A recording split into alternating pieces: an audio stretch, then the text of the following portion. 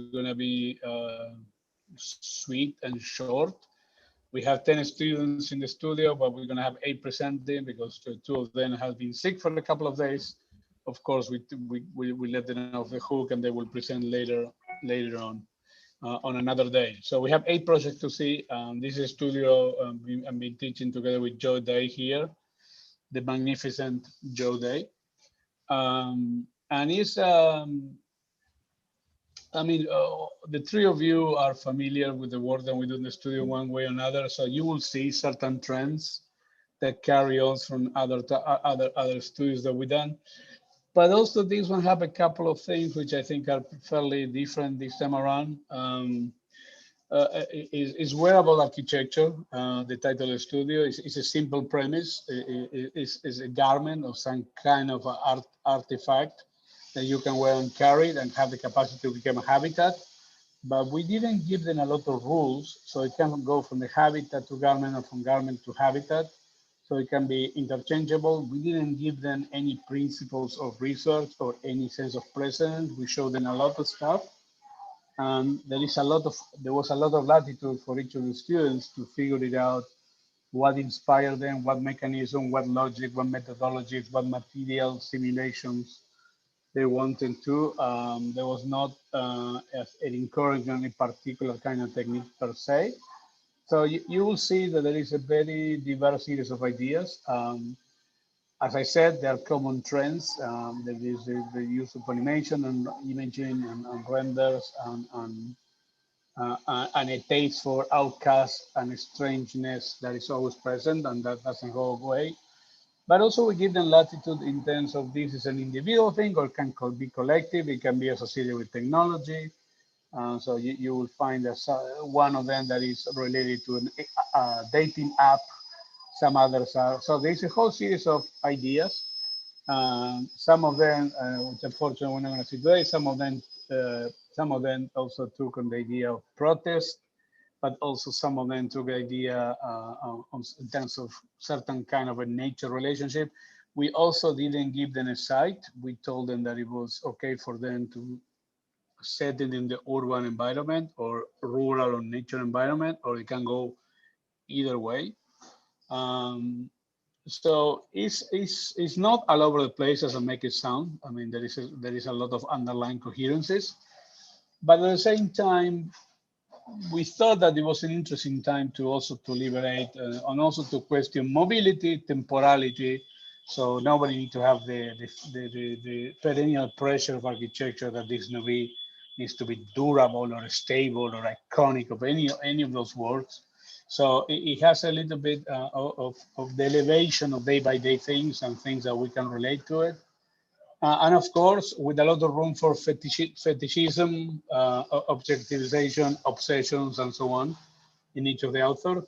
So that's a little bit more or less the spectrum of it. And as I said, Joy has been instrumental in getting the work moving. And I have to say, I'm fairly excited about the different maps of ideas that we have. As always, is the desire for midterms to be really more like a consulting meetings. So for me, the three of you are like consultants that are here to help them to make the projects better. And usually midterms tend to be people who have a clear, it has a key, all of you have a clear eye and a clear expertise to contribute to this. So without further ado, let me introduce to all of you, the students, the fantastic jury that we have. Here is Natu Fall, architect, makeup artist, filmmaker, influencer, teaching at SCI-Arc currently. Great to have you, Natu.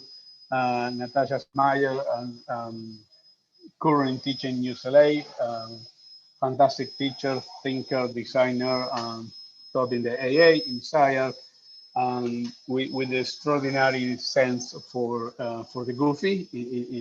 And I say this as the highest compliment I can pay to anybody. And William Virgil, who also is teaching right now in SCI-Arc, recently starting to coordinate making a meeting on the school. Before that in Rensselaer. So it's great to have you here, William. So, Joy, take it away. All right, so today we're going to start off with Jingyu. If you want to go ahead and share your screen. Yeah, let me share my screen.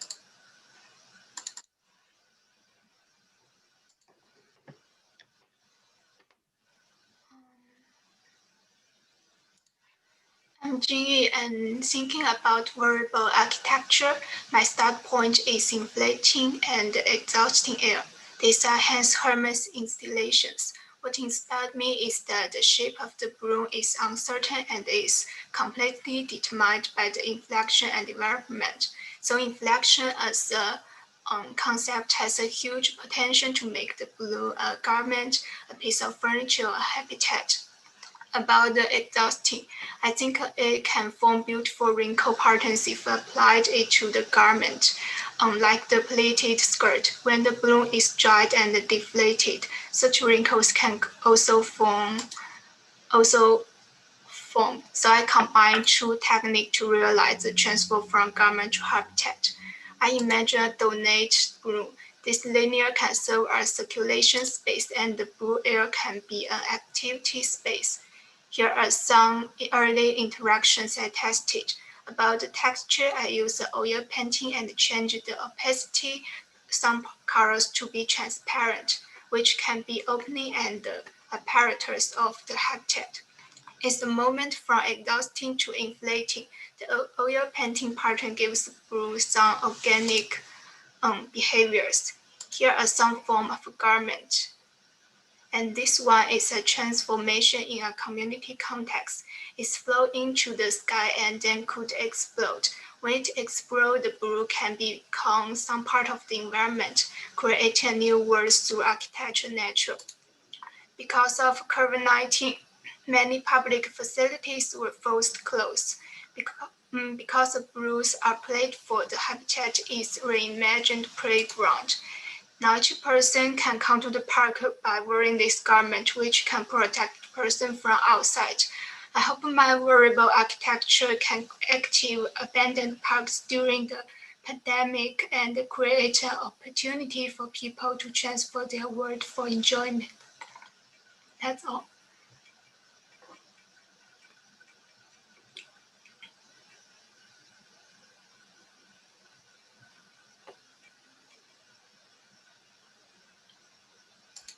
So maybe just to ask a quick question, where do you anticipate this project then goes for the next, I guess, the rest of the quarter term? Like, what is the ambition for its trajectory? Its ambition is to like to active the abandoned park to be a new kind of playground.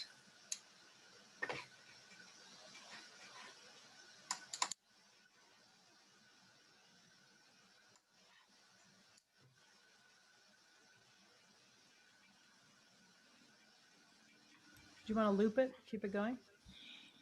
I guess I have a question regarding like I guess the time. I guess this is more of a question of like time. So the way you've animated it, they sort of self-destruct or fall apart after a certain period of time. I guess my question is, what's your thinking behind the sort of temporariness or the temporary nature of what you've or the garment you've created, and sort of how would someone go about, I guess, obtaining another one, or is the idea that you would sort of put this suit on and need to and sort of get a new one every once in a while?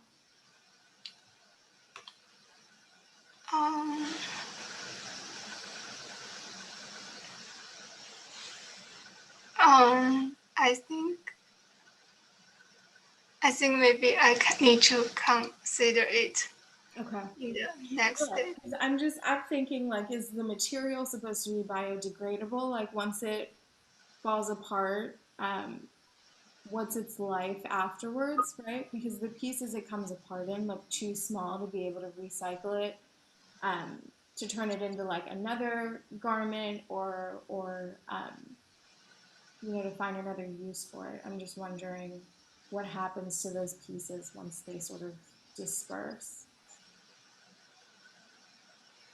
I think like you see at the surface there are some part is pink, some part is green. I think maybe there are some plant, some grass is growing here, and when it's explode, these plants will fall down to the environment. Okay. So the suits hold like flora basically. Where I guess where's that coming from, or how is that going to like show itself in your environment?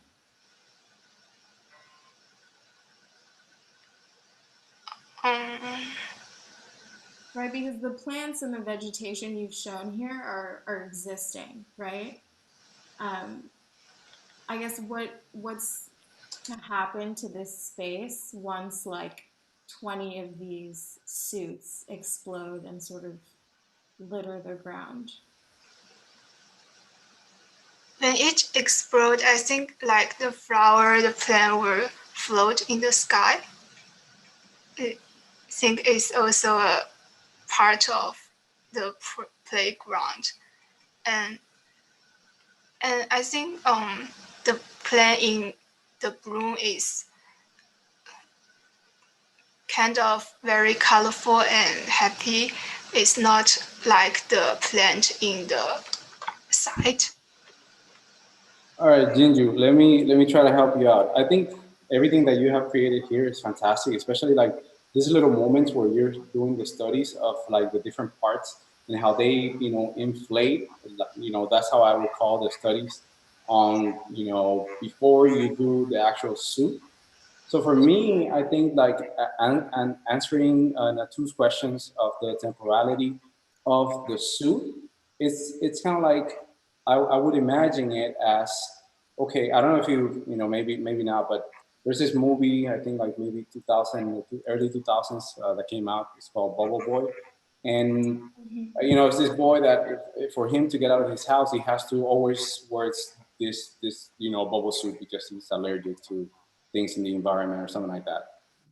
So I can imagine that this is a suit that in order for people to go to public places, they have to wear, right? So then let's say like they are in a public place, they wear the suit, and then once they're ready to exit or something, the suit will inflate and then it will explode. But then the question that two is asking is like, okay, so what happens when it explodes? So maybe, I mean, it could be that it turns into confetti, and it's just confetti that, as you exit in the park, explodes, comes to the ground, it's biodegradable, and that's it. It could be something as simple as that. It doesn't need to be something that has any deeper meaning or anything like that. What something that I want to bring your attention to is that in the way that you're showing the imagery, somehow for me these examples are fantastic. The suit inflates, and it seems like or at least the way that you're showing it, it seems like it's kind of like bringing you up the ground. So I would say that maybe it doesn't need to be that way. It needs to take some of the qualities that your early studies have, in which this thing is kind of like morphing and doing this weird thing in the ground. So that way, the relationship to the body of the human and the way that we touch the ground relates to how this thing grows and actually accommodates to a particular space that we have. But I think here, when it lifts you and then explodes, then kind of like then it turns into like, okay, so what happens to you and all this. So I think that maybe it doesn't come up fully from the ground.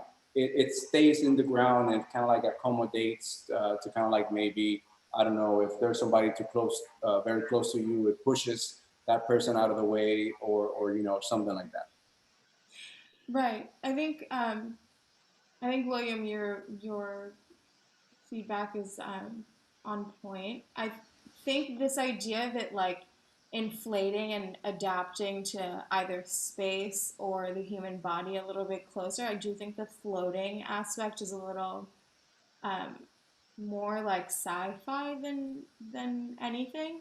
I sent in the chat the name of a fashion designer who did his master's collection at Central St. Martin's, and it's this series of balloon dresses that are actually made out of like latex. So I guess something for you to consider too is, does the suit have to blow up? Like, could it not just inflate and deflate?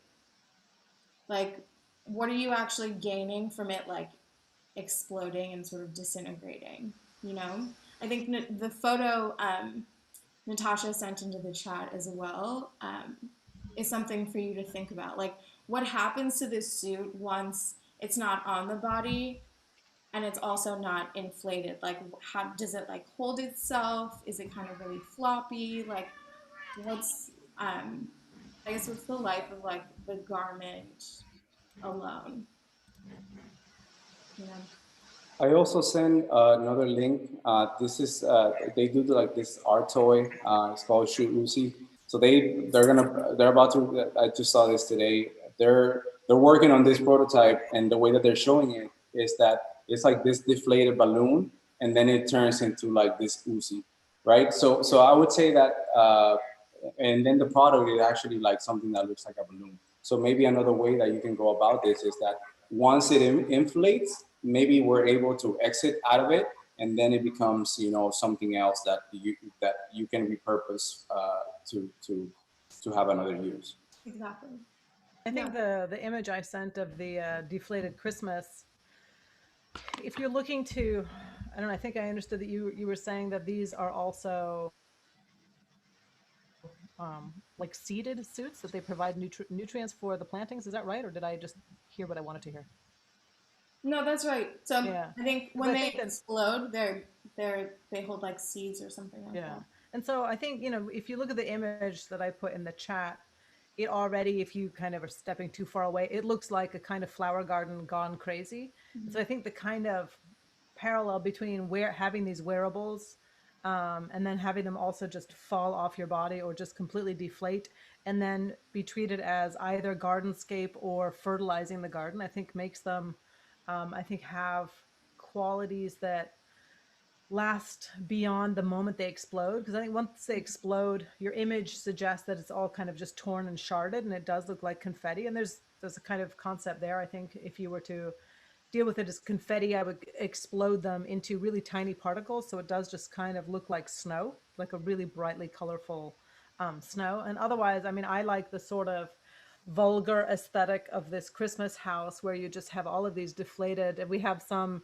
at the bottom of our street, some kind of Halloween deflated things, and they also look kind of sad and depressing, but they're really brightly colored. And so there's that kind of great parallel between the sort of weirdness of the costume as well as I think what you have when it's not being worn. And you might have some that are being worn and walked through by whoever, you know, the wearer is, as well as all of these old abandoned ones that take on a different life when they are discarded. So I quite like the kind of imagery or concept of when they first deflate, like you might see that it's Thomas the Tank Engine or whatever the train is called that's in the foreground, and then over time, like it starts to melt or it starts to evolve into something else, or it starts to merge with the kind of groundscape. And there's an interesting kind of game to play there with how you model the landscape and how you model the sort of wearables.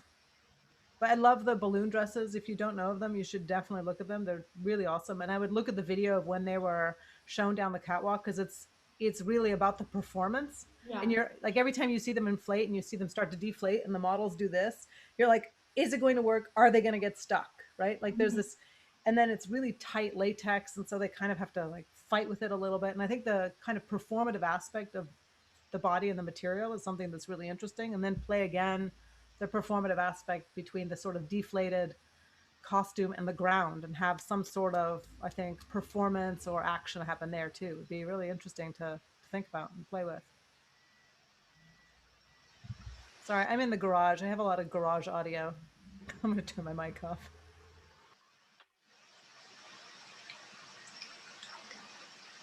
Okay, I think those are terrific comments and suggestions moving forward. I don't know if anybody has a final comment, or if not, Joy, I think we move to the next one. Fantastic presentation. Yeah, I would say one thing. I think there's your image references of these yellow, like the yellow balloons. I would find ways to incorporate more of the absurd, but then again, Hernan introduced me as, I don't know, you said something about absurdity or gross or something. I love the one of it hugging the Goofy. baby. Like, that's Goofy. just ridiculous. Goofy. There we go. The Goofy. baby. That one is a goofy baby. That's a goofy image.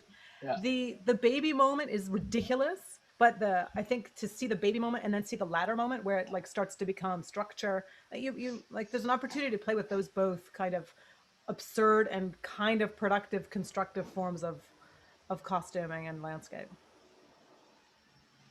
I know right now it's all like learning the software and trying to think about how to kind of make it move and animate, but I think in terms of the concept, like really think about what it can do in a landscape and how it becomes a sort of version of weird architecture wearable that has really stupid elements to it, as well as these kind of creative and smart moments of being able to fertilize the landscape. I think these are great comments. One thing I appreciate about this project a lot is the idea that it became almost like a full environment. So it will require a lot of people to congregate so it can build a kind of a community, and the idea that eventually you just discard it and it will do something for the ground. And also, so I really like the narrative that she's building up to. I think she has to tune it up, and there are certain gaps in it. But I think overall, I really enjoy where you're taking the project. So cool. All right. Awesome. Congratulations. Thank you. It's very helpful. All right, so we're actually going to skip next to Mauricio. If you're ready to share your screen.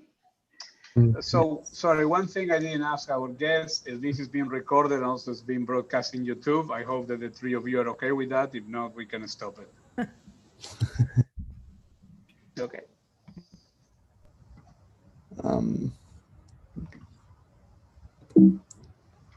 Can you guys see that? Cool. Yes. So I'm gonna start with sort of like the research that I was doing. And so when I started this semester, I was really interested in looking at sort of very everyday objects that were within reach and easily accessible, that you could kind of like try to have the same proportions of the body. And so I was really interested in this idea of using maybe flat surfaces that we could start to fold and unfold and try to adapt it to the body as much as possible. And so one of the first like obvious objects that I started looking at were cardboard boxes, because you kind of like start with this like very accessible material that you have to start scoring, folding, and then from being a flat surface, it actually becomes a volume and later becomes a container.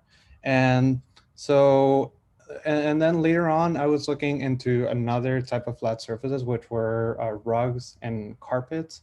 I was really interested in that because there's obviously there's a very domestic quality to carpets and rugs, but they also kind of mark territory, they divide space, and it kind of starts having a conversation with interiors and interior rooms.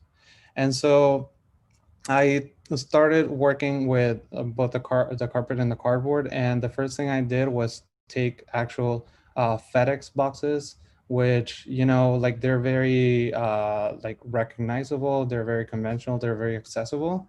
And I started to take it and like implement it and put it like on the chest and the arms, trying to take different sizes of those boxes and incorporate it into like the legs, the arms, whatnot.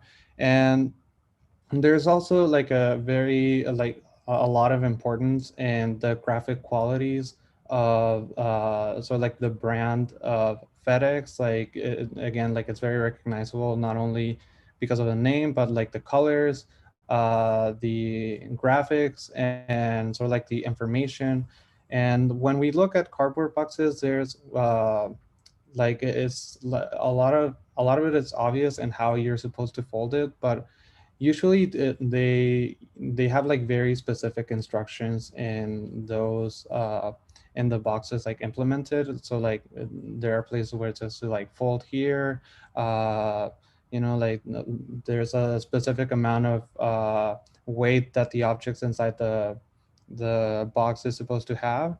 And so once I started to play around with the boxes on the body, I started to think about like the habitat of that space.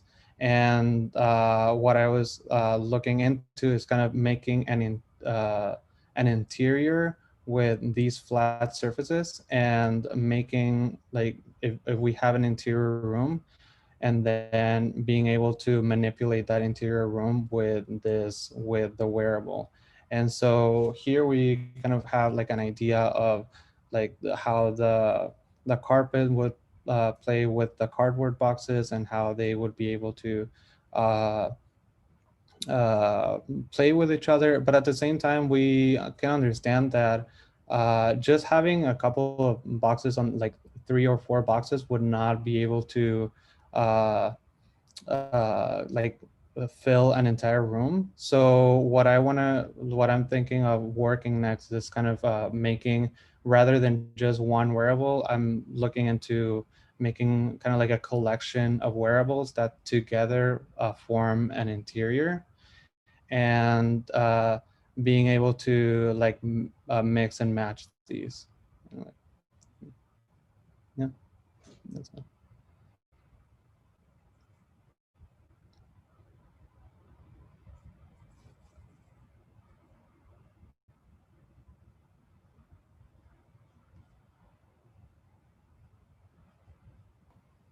Not so much a comment on your project in particular, but like a thought. Well, I guess maybe a question as well. So why FedEx specifically as the sort of brand you're looking to like play off of? Um, is it like the colors, the logo? What It's about? it's kind of like the graphic quality. It's like obviously I wanted to have like a recognizable sort of like brand, something that you look at the colors and like they pop out and you know where they're from. But also kind of like yeah, like the colors, the graphics, they're very identifiable, I'd say. Well, I guess maybe this could be a good reference for you. A brand that makes like use of pre-existing um, brand logos. I think that does like a good job. Is Vêtements. They have like an array of like DHL themed like clothing and things like that that I think might be helpful. I'm not so convinced by the like box outfit. Like to me, it almost feels like it should be flipped. Like I want to wear the carpet and not the cardboard box. You Mhm. know, like what's this? Like to me, there's the concept of like discomfort or like something like the garment being like very foreign to the human body. And I wonder if that's something you're interested in, or if that's sort of what inspired the way you've like designed the garment itself. Yeah, well, that's actually was something that I was looking into as well, because like the cardboard, like not only like yes, it is easily accessible, but there's like a lot of limitations. So it's very hard to uh uh I mean, like you can see it on that, like the form doesn't really give in into a lot, so you have to manipulate it quite a lot in order for it to actually fit the body really well. And Mm-hmm. so I think like that's kind of what I also want to work on further on during the semester. Is kind of like, well, okay, like I have these like very flat surfaces that are kind of like predetermined already. So maybe I could start like scoring them some more. I could start to maybe like attempt to make it like adapt it even more to the body. So I almost want you to make this. Like, just get a couple cardboard boxes and see if you can like make a top or something out of it, because it's starting to feel like, to me, it's giving me like a hospital gown made out of like cardboard boxes vibe, like the back being open for the most part. Like that to me is a little like, you might be able to fit a box over your shoulders, or maybe it's like a box wrapped around your torso or something. I don't know. Yeah, I don't know. I mean, this makes me think of the movie Castaway. I would imagine you have heard this comment already, but like he does everything with FedEx boxes. And I would look at what the kind of property of the FedEx box is. I'm assuming it's kind of a waxed paper, but I'm not entirely sure what the kind of makeup is. I mean, for me, it feels like you have the idea of the boxes, but now you really need to experiment with the form. I quite like the one on the left. I mean, I know it's all the same thing, just different orientations, but like I don't think you should get a few boxes. I think you should get 50 boxes and make one dress with 50 so that it's really shingled.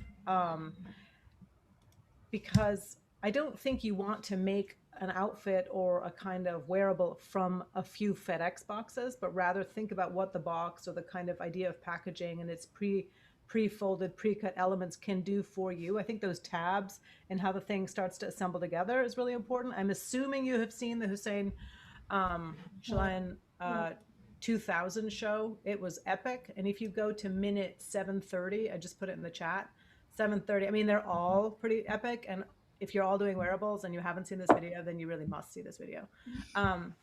This was like a heroic show. And anyway, go to 7:30 and play. And so it's a coffee table, and it should in no way ever become a dress, but it does. And I think the kind of ways in which you're thinking about the box needs to be as clever and as kind of eye-opening and transformative as that moment when she hooks it on. I mean, obviously she's wearing like a 50-pound dress, so it's not exactly user-friendly. But there are moments of transformation throughout where in the sequence just before at like minute 5, if you go to minute 5:50, they take the upholstery off of a chair and turn them inside out and turn them into dresses. So there's a history of this kind of furniture or unexpected object becoming wearable. And I would really look very carefully at what's been done and think about the kind of ambition you have with the boxes. Like why, I think Natu's comment about why the box is a really crucial one. Like I really want to know why the box. I mean, here the show was really transforming in this moment of the show, transforming furniture into kind of body furniture. And so what is it about the box or like the Tyvek shipping envelope? There have been many wearables made from Tyvek. And so why is it suddenly the box? Like, are you inspired by Castaway? Or does it have something to do with, I mean, maybe a more contemporary critique / entry point would be the Amazon box, actually, since Amazon in the time of COVID is, taking over the entire world. And these boxes are super ubiquitous. And so that might be the way to think about as well. The way in which we're kind of so reckless and careless and buying stuff on Amazon that these boxes appear and there's nothing to do with them.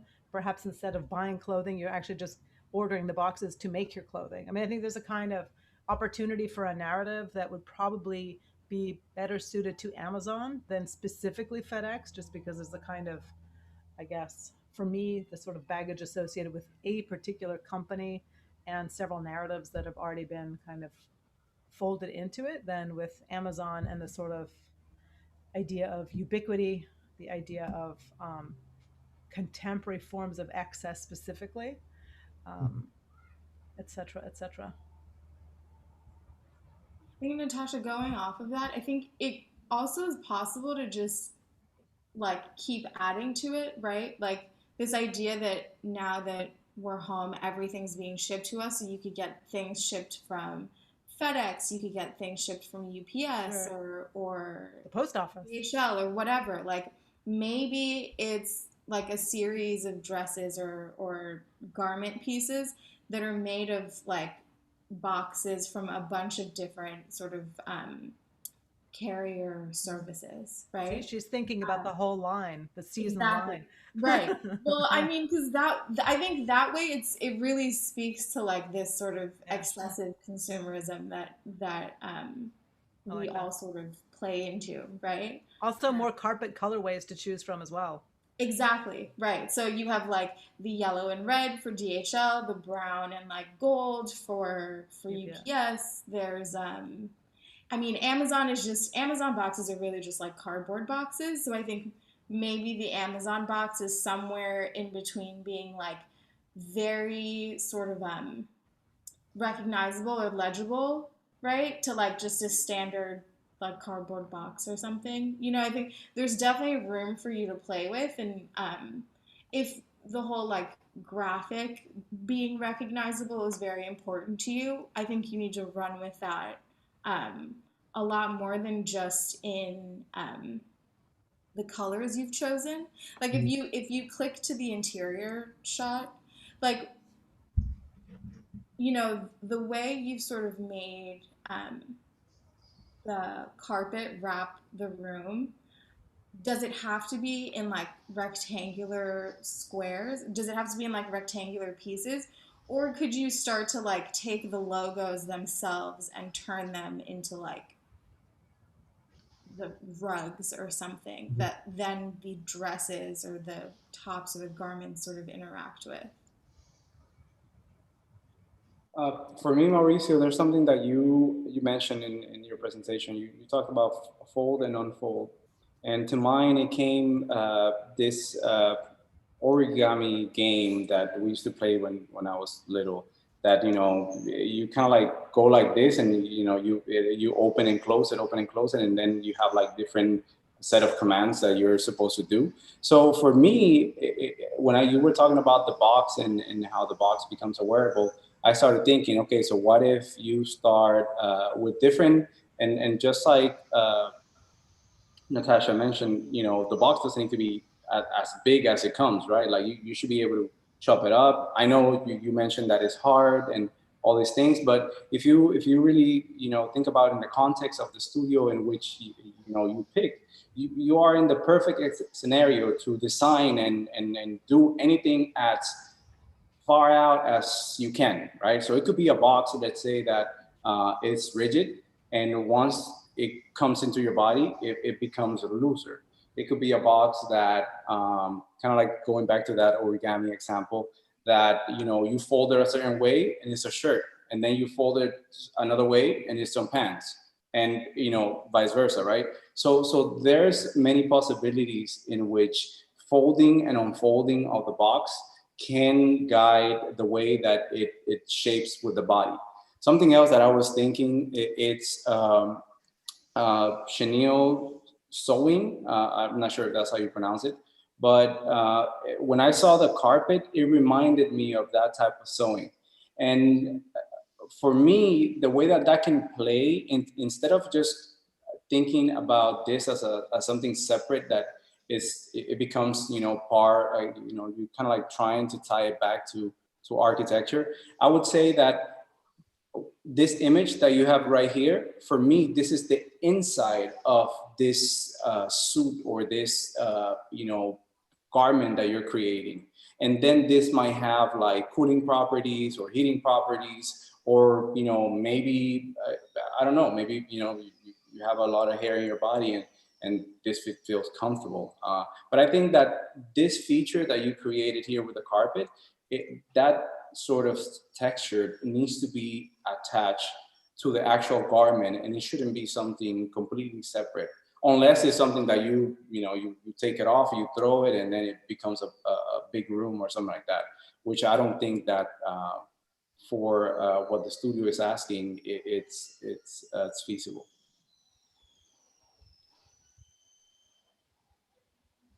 Cool, thank you. I think a lot of stuff to unravel, Mauricio, but a couple of good ideas.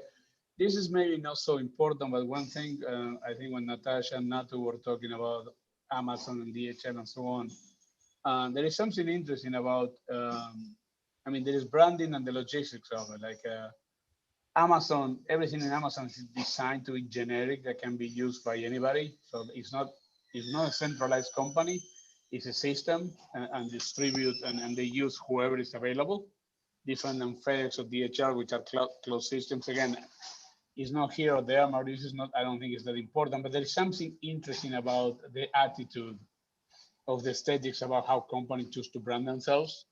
Microsoft versus Apple and so on. So there's something interesting for you to think about it, in which maybe there is a way to blend the colors and the branding also to codify them in what they do for you as well. That you can start to do like a recognizable versus not recognizable, generic versus a specific. I don't know. Like to me, it was years ago. So it's interesting. I always have this trust in FedEx more than any other company when I ship stuff. And I kid you not, they have to do with the boxes and the graphics and so on. It gives me a sense of clarity of organization that I never had that much with UPS, for example. So, and that's, but there's something peculiar about that, which I think it carries from one state to another. Anyway, let's move on to the next one. We are joined by Iahan Bernal, who is the Director of Architecture, Director of the Architecture Program in Kent University School of Architecture. So now we have a full house, so all good. So I don't know who's next, Joy. All right, next up we have Iahan. Sure. Okay, perfect.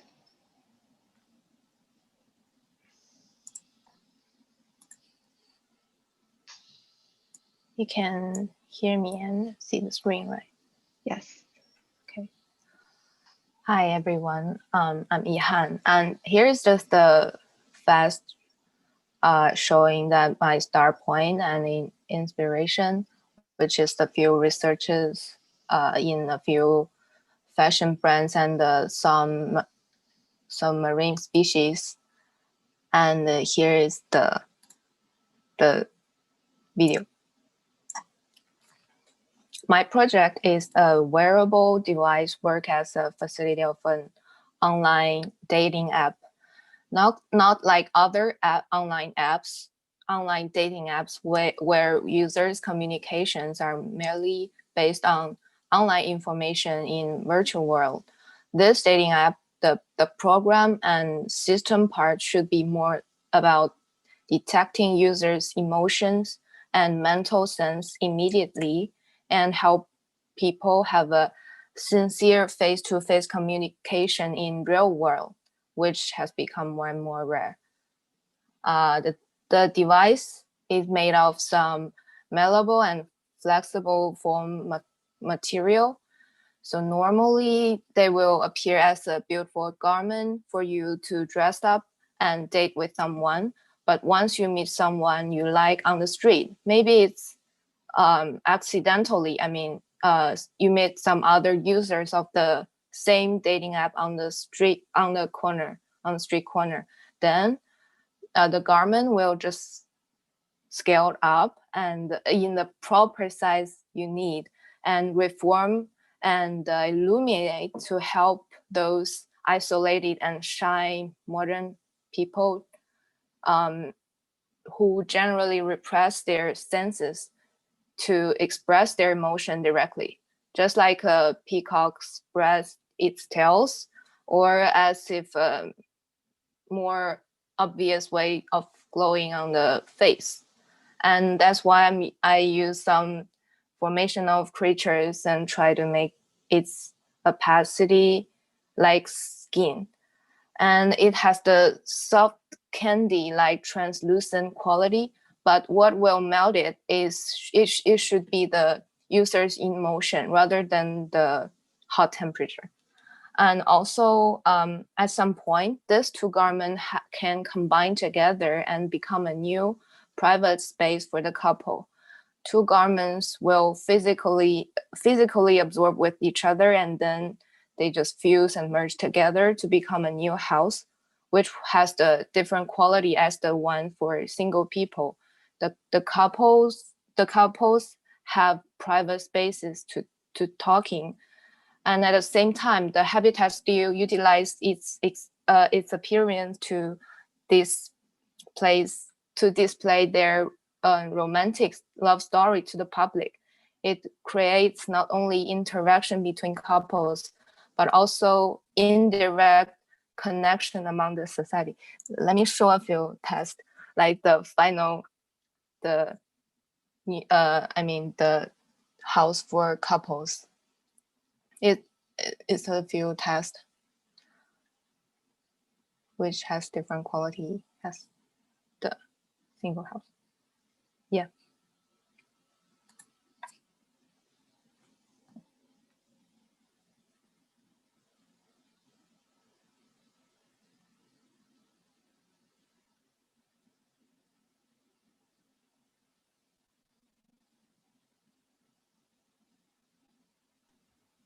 Are you done? Oh, yes, I'm done. I think this is perverse in a way that a dating app turns into a house. It creates this kind of like social contract between you thinking about going on a date and thinking about establishing relationships. So I think there's kind of like a twisted sense of this that is more like matchmaking, like forced matchmaking based on the thing that you're wearing. So the agency relies not on the user but on the thing itself. The substance that you're wearing is the one that is making the decisions and doing the matchmaking, and then the human has to kind of like go with it and commit to it once they enter that contract and inhabit what you call in the house for a certain period of time. So I think what's really interesting about it is how you deploy this in a way that it's clear that the driver of this is not the emotions of the person, which I think that's the way that you're thinking about it, but the actual driver is the thing, right? The thing is driving the people, and the people is somewhat like being held hostage, right? And you just play that absurdity of it's a thing that is holding you hostage by you signing up into the social contracts of a dating app that leads into you living with someone else for a week or 2 weeks or 3 weeks or whatever kind of time frame you want to do. So I think you want to change. I would suggest you change the narrative like that, like give the agency to the thing, to the wearable, and not to the person, because if not, it becomes too close to what a dating app already does, right? Which is about matchmaking you to something else. In this case, it might be about matchmaking the thing to the next thing, right?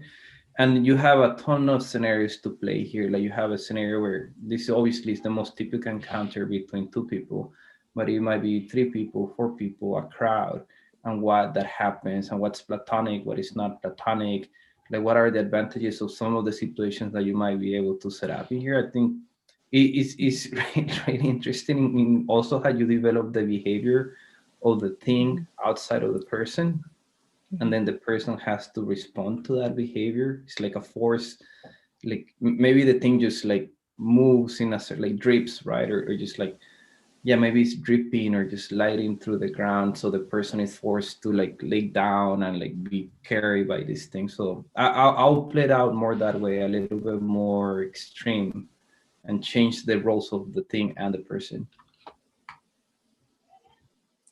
Okay, thank you.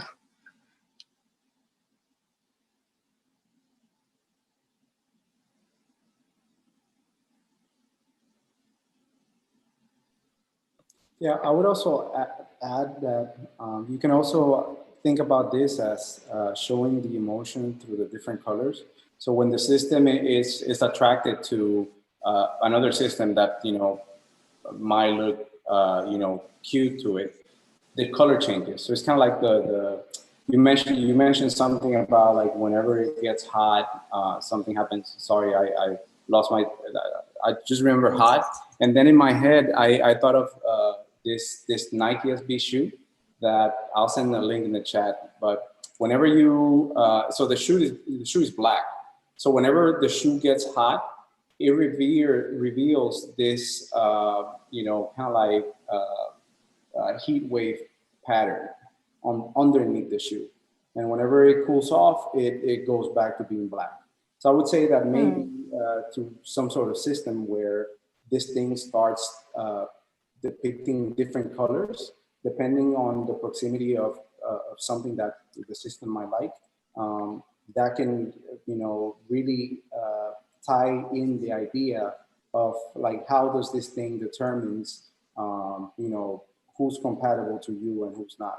Also, something else that I would add is that just be a little bit careful in the way in which you depict like the imagery of like these things coming together, because at some point, it might, or you have to kind of like fine tune the message behind that. Because for me, I think that maybe it's not only this one direction that you're showing it, but it could be like many. I don't know if there's this other movie that is this green stuff. I think it's a Flubber. I think it was with Robin Williams. That is this green stuff, right? That it just comes together in different ways. It becomes bigger. So I would say it should be sort of the same type of representation. Maybe, two strangers, they bump within each other, and then the system determines that they like each other, and then it becomes a bubble around them. And then you get to talk to that person, and that's kind of like your 1 minute shot to see if things will work out. But I think that you're onto something, that speaks about more than the agency that we have to pick a significant other, and it's kind of like those algorithms that those dating apps have. But also, I would even push it further, because some of those dating apps now, they are even suggesting that you could be there just to make friends. And there's ways in which you could, like, not that I use them, but that you can just like say like, oh, I'm here just to make friends. And then you can just, talk to people that they are looking for the same thing as you. Yeah. William, I think that's a great point. I'm almost wondering, because you had mentioned color, right? So I wonder if there isn't a sort of color change or like a setting, right, that you have like before you go out to interact with people. You can set it to like, I'm looking for friends, I'm looking for a significant other, Ivan had sort of mentioned giving the agency to the garment itself. I think that's a good idea, but I do think there's ways to like add or give like the wearer like a degree of agency, right? I see. But I agree. I think maybe there's like color changing, or maybe there's like different types of garments that would only attract other people that are looking for friends, or that are looking for like romantic relationships. Yeah, the reason why I brought that up is, let's say you have someone that uses an Apple Watch. It's to the point that the Apple Watch kind of like advises you or tells you when to eat, when to exercise, when to breathe, when to meditate, right? To a certain degree, it's already controlling your behavior through a wearable device. So you relinquish your decision making to something else, this kind of like substance. I think you have a better setup for you to produce something provocative. So it's kind of like the difference. You won't know one of these reference, but the difference between El Chavo del Ocho and the barrel that he uses for House and Venom from Spider-Man, right? Like, the barrel is nothing but a space for the individual to hide, but in Venom, it actually occupies, the thing occupies the person. And you need to be able to, like, in my opinion, to give the total kind of like agency of the human condition, you need to relinquish the agency of the human condition to the thing, meaning the substance, and then the substance make those decisions for you. You obviously will recognize your patterns and all of these things, but you need to pitch it in that way that you're able to relinquish. And obviously this is a speculative project, so I wouldn't have an issue with you doing that, right? Because to a degree, many of our devices that we have with us daily, they're kind of like controlling our behavior. Like, we check our email through notifications, we get reminders on breathing, eating, resting, sleeping, and so on. So I don't know. I think it's provocative for you to do it that way. Yeah, I kind of understand what you say, but I just why did this is like since I think dating is different kinds of thing. You have to you need some force to push you moving forward. That's why I made the device drive I the would think people. about Velcro in that case. Well, two things. I think one thing that's really interesting about the suit in the way that it inflates when they meet is it obscures any information that someone might put on their Bumble or whatever app that says, I'm 6'5", I'm super buff, I have a ripped 6 or 8 pack, and it's all bullshit.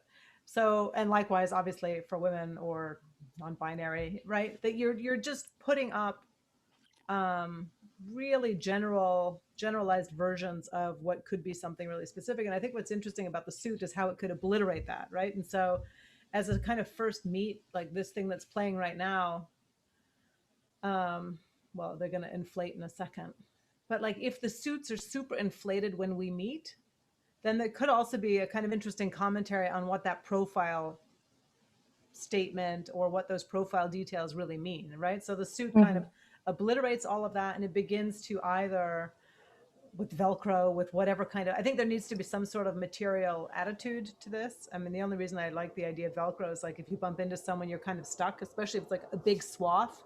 I don't know if you've ever taken Velcro and sewn it onto a relatively delicate fabric. If you stick that sucker down, you're going to destroy the fabric before you peel apart the Velcro. But like thinking about the fragility of the materials and the kind of other sort of tactile or connective tissues or secondary materials, I think would be a really interesting opportunity to think about relationship building, but also like really speak to that profile picture, profile text that you put up in an app that somehow suggests something about you, right? But like they're all really superficial kind of elements. And so for me, the thing is this like mega inflated thing that starts to kind of prong together. I would look at where those prongs become material connections or somehow repulsions. As a side note, I would also look at the sex scene in Demolition Man, which is pretty bad movie. I love it nonetheless. But I also really love the Venom reference because I love that. But Demolition Man, similar with Avatar, I guess there's a sex scene, although in Demolition Man, there's no contact. It's kind of like a VR haptic thing. I mean, I can barely remember because it's from 1993. And then Avatar, they kind of connect tails. And so thinking about the ways in which the suit can somehow build relationship or build connection in a way that isn't just Velcro, but somehow either is data sharing or is material exchange or like pocket swapping, or beginning to think about like how the suit itself is that like, oh, here's my number. How there might be like, I don't know, like those pieces of paper you see all over SCI-Arc, which is like, oh, I'm selling my 3D printer, and then the bottom's all cut off and you take a part of it. Like how the dress itself could start to become pieces of it could become removable as like portable identity markers. There's all sorts of stuff to experiment with, and I think like this is the phase where I'm guessing everybody's kind of more getting grips with the sort of software and rendering and animation, but I would really work on the sort of conceptual idea of what the wearable is and what its purpose is. You guys all have interesting concepts to work from, but I would be much more, I guess, extreme in the way that you're pursuing those with the clothing, wearable architecture, whatever it is. And a lot of really great material to work with. Great Thank comments. Thank you. Thank you for the work. Okay. I stop. Cool. Who's next, Joy? All right, up next we have Christian. Hi, everybody.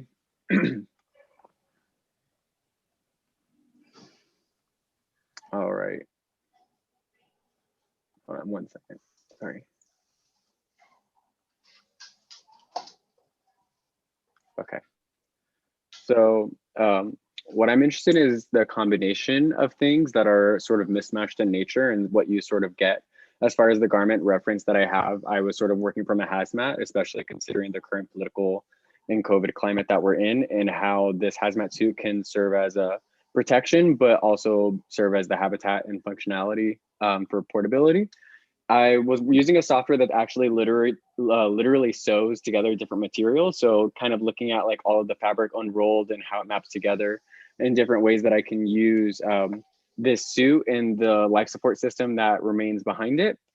And basically what I'm imagining is that the habitat would be inside of that backpack or inside of that suit, and it would deploy similarly to a parachute deploying out of a backpack.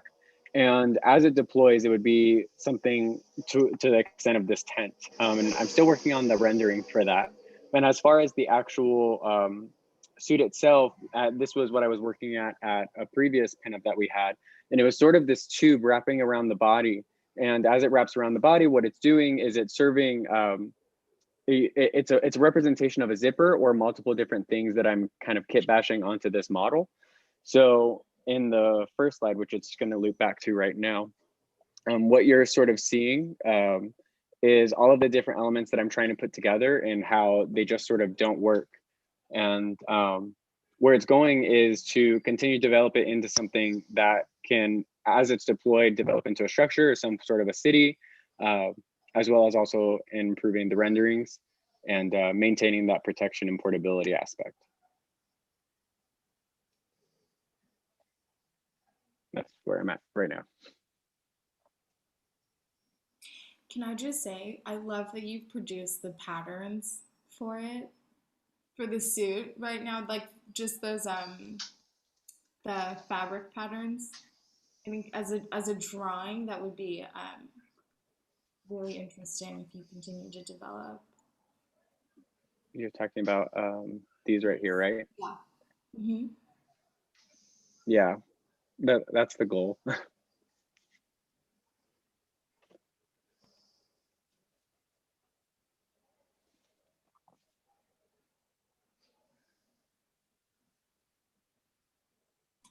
So, Christian, you're thinking is it a tent or is something that you occupy longer periods of time?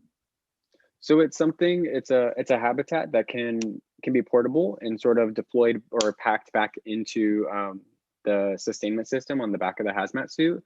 But it could be a tent, and I do imagine this tent being able to connect with other tent structures to create sort of like if you needed to like shelter down or just like be around like a close quarters of people, you would have your own sustainment of like a small city built out of this habitat. And it could be a tent. I haven't necessarily gotten to the habitat part entirely yet. I'm still thinking about that aspect, but I'm definitely thinking about how to transition from the garment to that. And I know that I was really focused on like the precision of zippers and Velcro and how those things sort of interact. So actually the previous comments from Natasha about how when, you know, if you were to just stick things together, how you're sort of stuck together, that is something that I'm exploring as well. Yeah, I think for me, what comes to mind is like Aidable, like if this is kind of like that rescue package that you take with you, right? And you can actually shoot your way through your suit as a survival mechanism. I don't know. I don't think that you have to set it up in a dystopian setting, but maybe something that you can project it in a way that is inexpensive enough that you actually go out with this, and it provides kind of like your protective environment, but also food and things like that. So maybe part of it is eatable, part of it can grow things, part of it is like it can recycle, all other parts are biodegradable and things like that. I think the materiality of it would be really interesting to play it out, especially with these things with like the excess that you have in there. So it's like the whole tube that is coming down is like beef jerky, right? And you can just survive on beef jerky for the next 3 weeks just eating that, and you have enough water supply in there to survive. So I think that's really interesting. It's like you're challenging the way that people use kind of like take these portable habitats like tents, but really carry them with them without adding anything extra. But it kind of has like a lifespan or a time frame that it would after that no longer work. It's really cool. Christian, have you considered like attaching multiple garments together to create a habitat? I don't know, something about zippers and Velcro that I think is interesting is like you could take two separate zippers and attach them, and Velcro similarly. I'd be curious, like if maybe those extra tubes or something could be like chained together and then sort of collectively deployed to create like a much larger habitat. Yeah, I don't know. It's just a thought of whether or not like these are meant to be insular and individual or could be more like community or group centered. Yeah, no, that's a great point. That's kind of where I was in the beginning of the semester. Maybe I need to go back to that and revisit that. Yeah, I'm just gonna Thank send you. also 2 videos. I'm assuming you've seen the bicycle helmet, Hövgold, or I can't remember what his name, Swedish, and then also the Judy. I haven't seen either of these. Yeah, watch the bike helmet's pretty interesting, in part because the first shot she's just there looking at you, and then she's wearing this kind of bulky neck thing, and then it's like, so the kind of marketing campaign for that I think was pretty interesting. They're not really arguing that this sort of necklace bike helmet is a thing of beauty, although I feel confident you could turn it into a thing of beauty. It's really just like designing the sheath, right? But so the first shot of it is with a very beautiful kind of model, and the thing just comes up and it's like, ah, look, costume helmet, and then the rest are like the car wreck and the bike crashes. And so thinking about aesthetics, which I think in this studio is always really important, to think about the kind of relationship between aesthetic and kind of, I guess, deployable safety or deployable habitat or deployable emergency, whatever, is a really interesting kind of thing to confront. And also, please don't wrap it around her bottom leg. It's so annoying. That would drive any walking person crazy. So just wrap it somewhere else, or better yet, like have it dangling as a third leg. Like that would also be an interesting fashion choice. Could be kind of a cape. But I think what's really nice about the kind of ribbon that goes around her or him, right? That it's quite long, and so the things that you pack into it. So I sent the Judy. If you really want to think about it being a kind of emergency wearable or tent or enclosure, I'd be kind of, in a way, extra ambitious to think about all the crap you would need to stow in there. Like the Judy, they have different scales of Judy for, like, I don't know, the short getaway for a couple of weeks. I can't remember. But so thinking about how much you need to pack in, like you could really have that. I love that panel where you have like the images of what wants to be included, but I think you could go that much further. And so that some of it would just have like your wrench and your, I don't know, your plastic ties, and that area is not inflatable. But think about like where all the openings are, like with the parachute release, where the openings are for the kind of various things that would get deployed, and what it is, which piece operates like pocket and which piece operates as deployable. I like the kind of sausage aspect of it, but I think there are ways that you could think about where it's flatter or thicker, where it acts as kind of like a hip bag or an exaggerated shoulder bag, looking at kind of body deformation as a kind of design feature as opposed to the super tight latex suit that feels like it would take as long to get into as like a really well-fitting wetsuit, which I've tried to do recently, and I didn't get it further than like halfway up my leg with much swearing. I did not realize they were so hard to put on.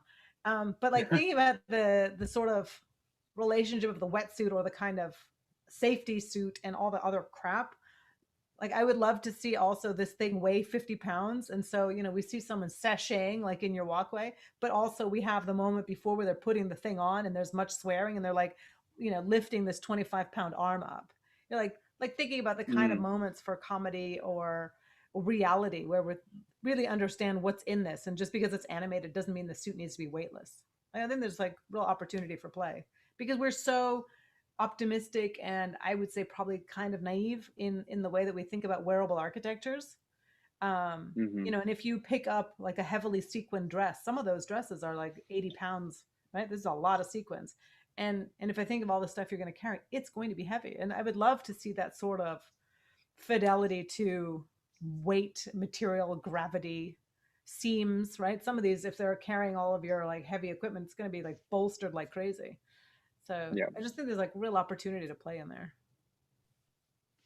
Yeah, I would say, Christian, for me, I think that before you shoot the project over trying to create a habitat, I think that first, just understanding like, how can this serve just like the, one individual human body. I think that, for the rest of the semester, I think that's going to be a very important task for you to figure out. First, for me, like it doesn't need to look like a backpack because it's a wearable. So if it's a backpack, then already becomes something that yes, you're carrying, but it's not something that is connected to your body. So for me, the way that example in which you're showing the tent, I start thinking, why doesn't these tubes, they can inflate to a point that you just lay on the ground and like this becomes your tent. So it doesn't require the maneuver of kind of like taking or taking it out and dumping it in the floor, or like removing it from a bag. It's more of like you wear the thing, and the thing, like a hazmat suit. It's, you wear it, it does what it does, and then when you don't need it anymore, you take it out and you move on. So for me, that's what I would advocate, because I think that there's a lot of good qualities in what you're trying to represent in the project, but tackling something like of the habitat, it might be a little bit too ambitious for the time that we have left in the semester. Also, I would say it reminded me of, I don't know if you've seen that movie, Big Hero 6, the Disney movie. Yeah. This little, yeah. So Big Marshmallow Man. Yeah. So this thing literally could look like the Marshmallow Man, right? It could look like that, and it can have properties that it's flexible, or even if you think about it, it could be as small as like those microbots that they can, it's something like that if you want to deploy, maybe a collection of them maybe can do like some sort of habitat, but maybe a few of them is just something that is just for the body. Cool, great. Thank you. Good Thank job, you so much, Christian. everybody. Yeah, those are great comments. Thank you so much. Thank you. Let's move on to the next one. All right, up next we have Sho, and I will be sharing my screen for him. Thank you, Joy. No problem.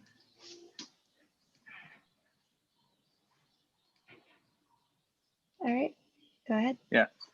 My concept mailing come from two chemical reactions. The first is the Samit reaction, which is a reaction that use high temperature to generate alumina. I plan to use this alumina to make something like butyrate mask or something worse as the base of the second reaction. The second is the reaction of the alumina and the mercury forming hair-like things. The hair-like things produced by this reaction have many advantages. First of all, the amount of hair-like things is very small. A little alumina can produce hair with 10 or 20 times the volume. Secondly, it have a certain degree of the rigidity, and it can support some heavy objects. Third, the hair generates by this reaction, it have its own structure beauty. You can say some of it's thick, some of it's thin. The thick part can be the support system, and the thin can be a clothing system. Not even in the clothes, it also can be in the tent. Yeah, this part, I try to use this reactions to put things, verbal things in the human bodies. And this part, it's a hair-like things I use to create the tent and the clothes. Yeah. Okay. Maybe All not right, too. I'll go ahead and share the other video. Yeah. Nope.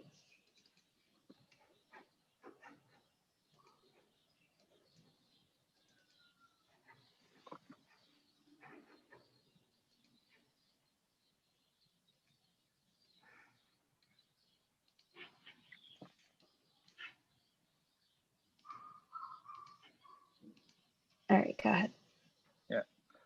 This part is I said before the imitate of the Semit reaction to form some of the close-like things in the human bodies. And this detail of it.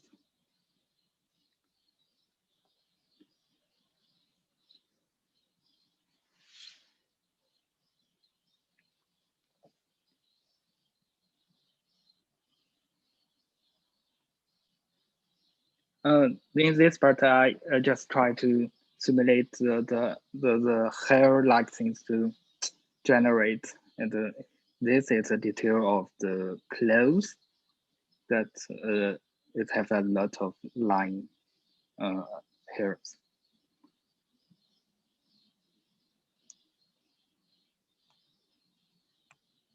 I try to control the density and the direction of the hair-like things to form some of the close tanned things, because it's I think it's a kind of like it have a it's a unique beauty of in some kind. And this part is I put the tent in the environment, because this kind of structure of object can adapt to different condition and can form different shape. Yeah.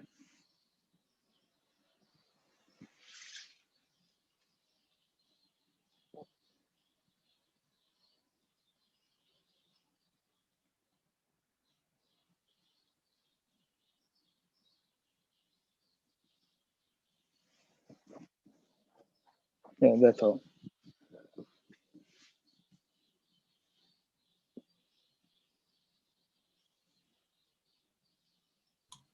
That's great. Sure. Thank you. If you can figure out a dress that actually is made out of hair but grows hair, and you style it daily, like you actually like brush it, give it blowouts, trim its hair. I think that as a proposition alone is super interesting. It's I particularly like the hair one more than the other one. I would try to simulate it in a way that is actually coming out of like it kind of like fuses with the hair of the person. So it's kind of like an extension of the hair, even though it's completely different materials and all of that, but it almost looks like a like giant extensions. You know, when some people wear extensions, not me, this starts growing and you style it in different ways. I think that that's really interesting, especially I don't know, for some reason I was getting the sense that you can speculate on this also kind of like feeding off, like it kind of like cleanses the human body in a way. It's like barnacles that clean stuff of your body, so it helps you maintain kind of like some some level of cleanliness, like instead of taking showers. And that's the thing that it uses as a way of like growing on you, right? So I think that's really interesting. Even though the images at the end, they're like super nice as a project itself, I think that the challenge is the change of scale, right? Like the tubes are now the size of hairs, and you would want to create details, like do some detailed representations in which the hairs bundle up to create thicker materials. So in any of these details where you're kind of like driving, like walking past in close proximity, like close up, you want each of these tubes made out of bundles of tiny hairs. So you communicate the idea that these could potentially like latch on to another thing, something that has more nutrients or something like that, and it really like takes off and grows drastically and faster, and it creates another logical bundling to be able to produce that. But I think it's really interesting. Yeah, I don't know how you do it. So you have to like suspend the disbelief that it's not possible and really just play it out as a scenario. Okay, thank you. Yeah, I would say, you know, great visuals, man. Definitely, I think that when this thing it's growing, so it's kind of like growing kind of like how I would imagine that a tumor grows, I would think that it will get closer to the body. In this case, the way that you're representing it, it's kind of like shooting outward. So I would say maybe the way to tie it back to the hair is kind of like it comes really close to the body, and then as is degrading, it starts kind of like peeling off, and it's giving this impression of like this hairy, texture to it, and then that will become like the strands of hair. Because right now, like I understand that as two different sets of wearables, one that is this one and one that is the other one. So I would agree with Yvonne. Like, how can the two become one? And maybe is the issue of like once this thing is degrading, what which one comes first, the hair or the other one. So when the hair gets all the moisture, dust, whatever, it gets clumpy like the first one, or when the first one starts degrading, it gets hairy. So I think that maybe that's where you have to tie the story together. Yeah, what I want is the main thing is the hair-like things, and one we created from the first geometry, the illuminate object. The hair-like things will hide the illuminate things. It should be the main thing, I think. Yeah.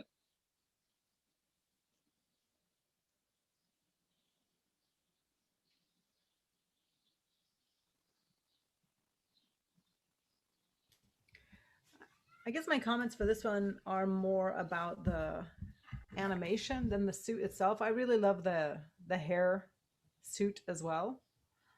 Hair suit. And I love the way you can begin to play with it. I mean, I would also talk to Jackson Lucas because he is the hair master. He literally does hair now where he's working. And talk to him about hair, animating hair, modeling hair. But I think what the animation starts to do when it's not looking at the body in particular, when we go into the landscapes, I really love when you like we see long grass in front of us, and it's also got that fine hair-like filigree. And then if I'm looking and the depth of field is quite shallow, and I see the long grasses, and I might see someone walking past with this like very flowy hair suit, or thinking about the ways in which, I don't know, you could render all kinds of surfaces, building materials, or let's say the cliff side, if we look at like really craggly or fine lined rock, and that perhaps it's almost like Predator, where then our character or protagonist would walk by with the hair suit. And I just love the idea of this figure blending into whatever context they are in. So the suit starts to provide some sort of chameleon-like effect. And so rather than start to transition it into a kind of architecture like we're seeing here, rather like think about the ways in which you might be able to kind of render environments in which the suit would kind of disappear, but we see it moving across the scene, like Predator, if you know the film. I mean, it's bad, but it's useful. And so that, like, what you might be testing would be the sort of movement of material relative to whatever's in the background. I'm not like super in love with the kind of like this version of it, but I think there's so much you can do with the hair suits that begin to disguise the figure or the human into a kind of almost animal version of itself, and one that becomes quite, I think, crude or rudimentary when kind of set in all of these different kinds of backgrounds. And I'd be really interested if you could also kind of make it disappear within a super urban context. I'm wondering what that kind of building facade might be, or the way in which like they're maybe looking at like really thin I don't know, aluminum grate or ventilation grates. And in that moment, maybe there's no wind and the figure walks by with like what might be a gray dress, and like thinking about how the figure could blend into all of these different kinds of backgrounds. It's completely off topic. But I love that you've already started to incorporate the kind of quality and effect of the figure in the landscape in some of the animation. So I would also, just on camera, I would not, so often when you go to a scene, the camera is still and then it starts moving. So if the camera is going to be moving, like just cut it once the camera is already moving. Otherwise, otherwise it's like I cut to the scene and now I'm going to move the camera. So cut on movement as well. And I think you'll have a much more kind of beautiful flow throughout the whole piece. And I think the way in which the piece should flow would really want to communicate the kind of flowy nature of the hair suit. Also, a former student of mine, when she was a first year, I taught her when she was in 5th year, but when she was a first year or even a foundation student at the AA, this is disgusting, but she waxed the chests and legs of about 20 men, and she made a suit out of all of those wax strips. So getting back to, I think, Mr. FedEx, so I don't remember who that was, thinking about the ways in which you would use the material to make your boxes, like go to a wig shop or go to a shop and really experiment with the material and like, look at putting hair extensions or look at the kind of hype, like the range of extensions from the super synthetic to the real hair extension to like thinking about making your own versions of extensions from noodles to, I don't know, to whatever kind of wire material you might have around to really start to experiment with it. Because I think you have no materiality, no gravity. I mean, I'm talking about you by everybody in the Zoom when it's all super digital. And I think that kind of material weight is really important in this context. Natasha, you took the words right out of my mouth. I'm sorry. My suggestion was going to be to like actually go and buy either braiding hair, which you can get super cheap. Like they sell packets of Kanekalon for like $2, and really like look at sort of how that hair actually acts. I think reaching out to Jackson would be a really good idea as well, just to sort of get some like rendering tips. I love this silhouette you've created, but I do think like the hair needs to be like dense, right? Like on the figure. And you might be able to think about like combining both of the suits that was mentioned earlier, like maybe that more like rock-like formation suit is actually the structure from which like the hair grows and turns into like a much more sort of like the garment would sort of cover more surface area, right? And really look into like hairstyles. I think it might be interesting if like that rock-like formation starts to act as like a hair scrunchie or like a bobby pin in a couple places where like the hair is actually like really held really close to the body and you can see that structure and then it sort of flows from that. I don't know if that makes sense. Yeah. But I think that could be really interesting.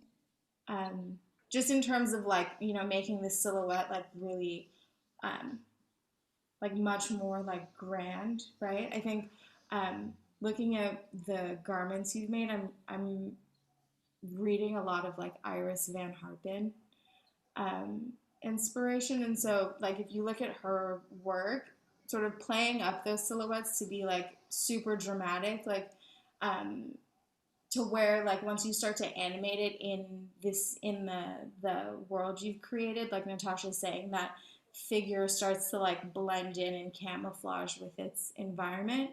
I think it'd be super interesting. Thank you. I think these are really good comments, and with a lot of clarity for you to move forward. Great. Let's move to the next one, Joy. Great. Up next, we have Zack. Zack, you want to go ahead? Yep.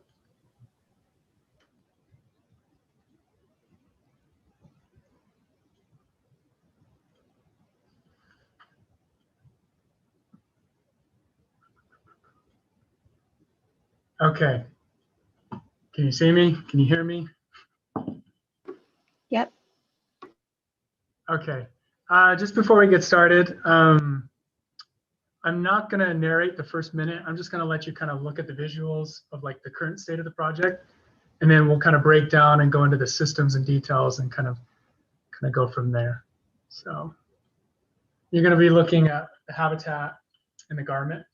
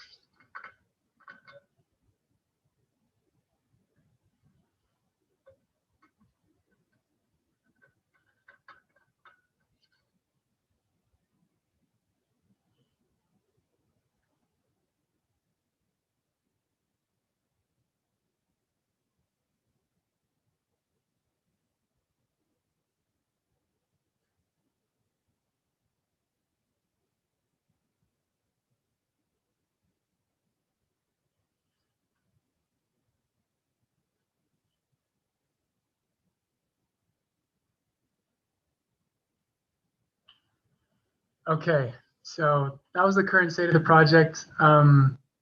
Just to kind of give a brief overview, what I've been studying is weaving, knitting, looking at a lot of Nike fly weave, and then thinking about sustainability and kind of fast fashion, and then also looking at Craig Green and like deconstructing rafts and so forth, and like inflatables.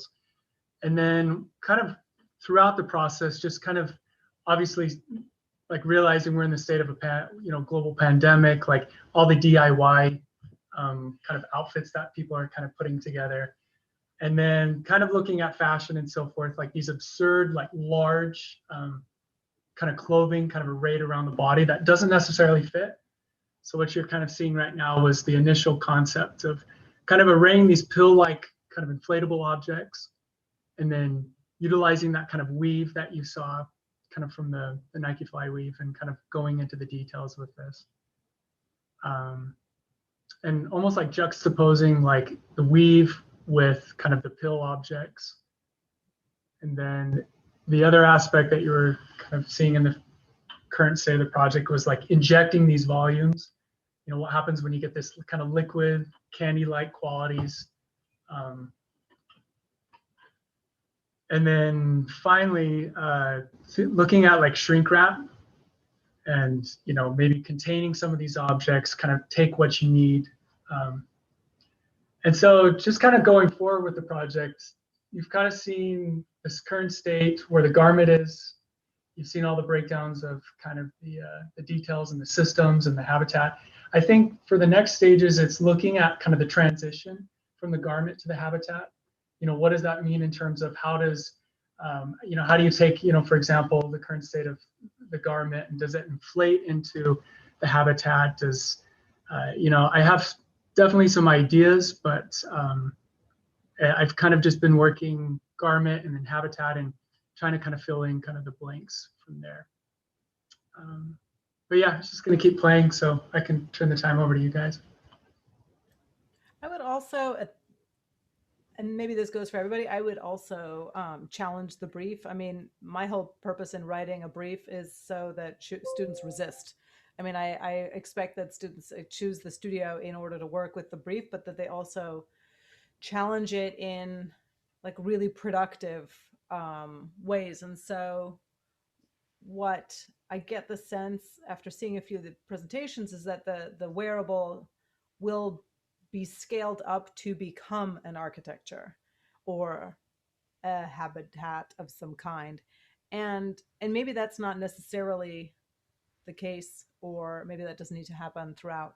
And so like in this case, there's one moment where it's rendered, the kind of pill inflatable version, where it looks very, I guess it's coming up now, where it looks like super Craig Greeny.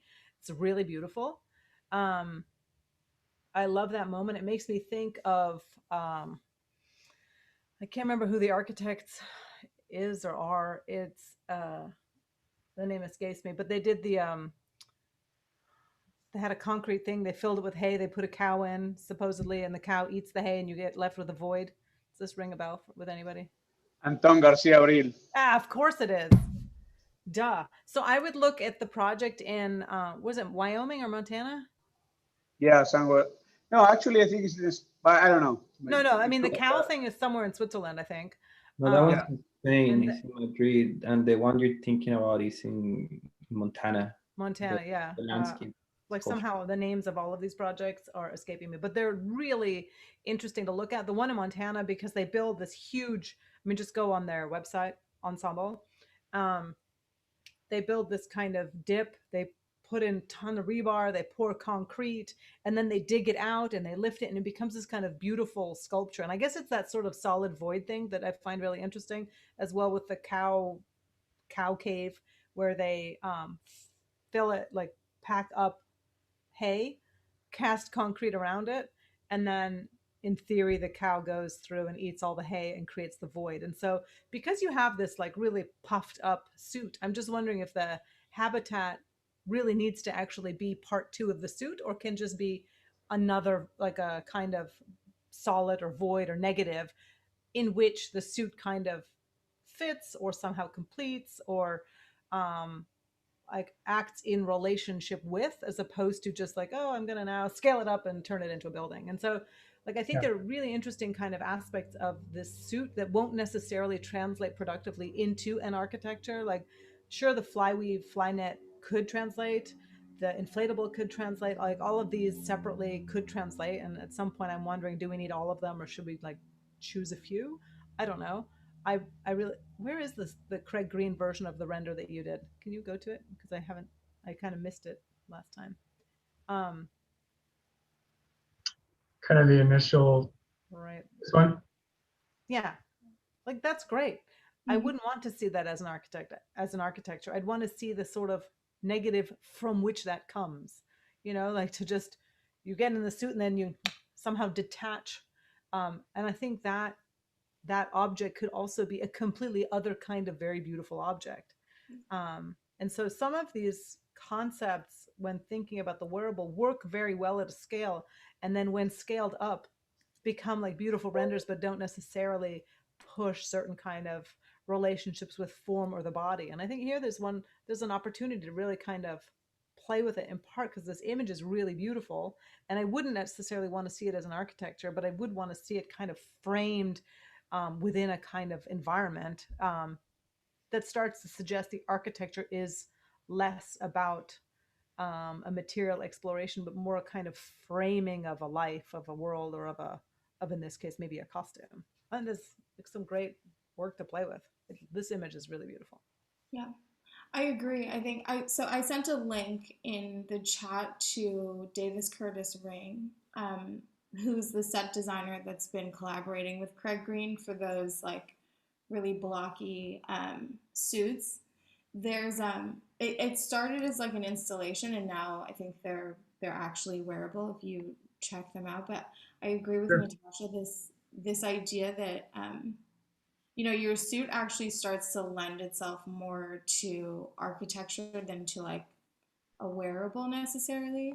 I'm curious though about like movement. Like, what does that look like? You know, are people sort of waddling like back and forth as they're wearing these things because they're so weighed down? Are they like on wheels? Is everyone like, you know, I'm just curious, like, because you've taken it to this point, once it becomes architectural, what does that mean for, I guess, like person to person interaction, if there is? Yeah, I think just kind of, I think it was just in the inspiration, you know, trying to establish that kind of like the social distancing. I was trying to kind of bring the relevance back. You know, it's just these large kind of volumes that, you know, kind of with the Craig Green example. But it's almost like, in a way, I guess the current state of the world, I was thinking, you know, everyone's being masked and required to mask up, and that in a way that's like taking away their identity. So it's like we're layering on different forms of identity, and on top of that, it's like I'm trying to introduce, you know, maybe the idea of just this becomes your way of like distancing from one another, like this large kind of absurd garment. And I guess I get your point where you're saying that at this point, it's in a way, it's almost like the habitat, it's almost like architecture and like movement.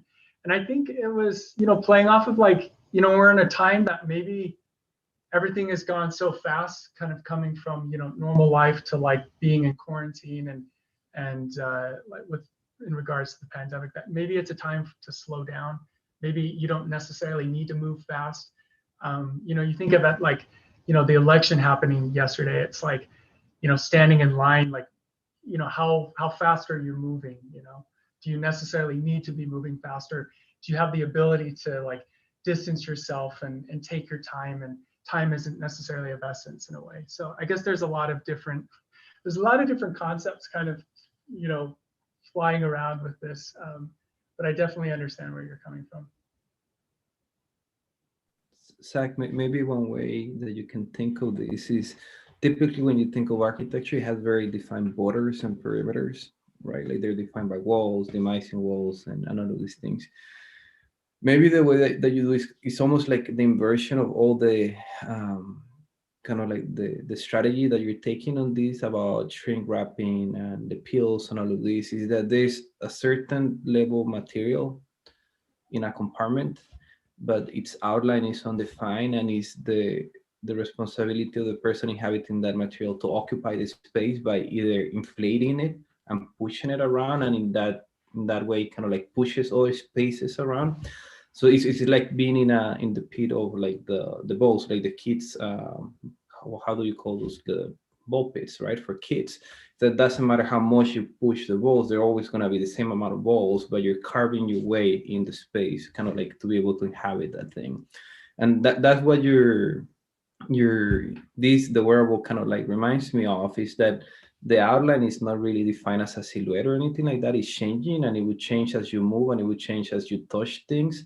So it's very undefined, right? And you want to keep that kind of like attitude towards when you scale up, you decide to scale up. So maybe as you inhabit this, is the inverse. So you're not shrink wrapping, you're like expanding, you're pushing out, you're tying this thing to this other thing to be able to create like these kind of spaces inside. So I think it's a different strategy with architecture, because it's neither about building up or carving out. It's more about just pushing things around to be able to occupy the space. So I think it has a lot of potential.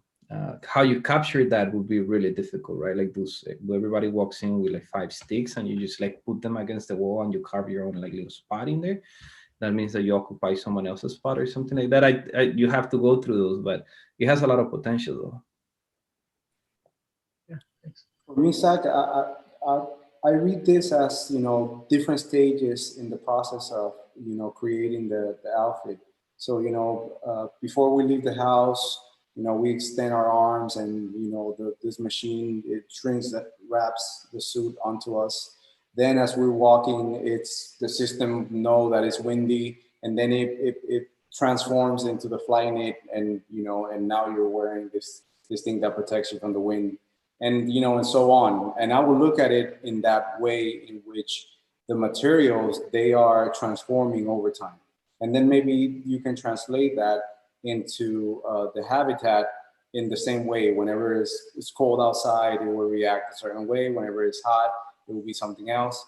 But I think that you have like all the pieces there to actually let the work be what it wants to be. And I don't think you have to constrain it into like, okay, I have this one, I have these 4 variables.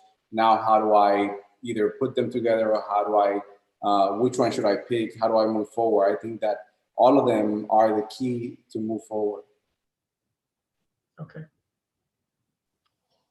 Pretty good. Thank you. We have 2 more, I think, Joy, right? Yep. All right. Yutao, you want to go ahead? Yep.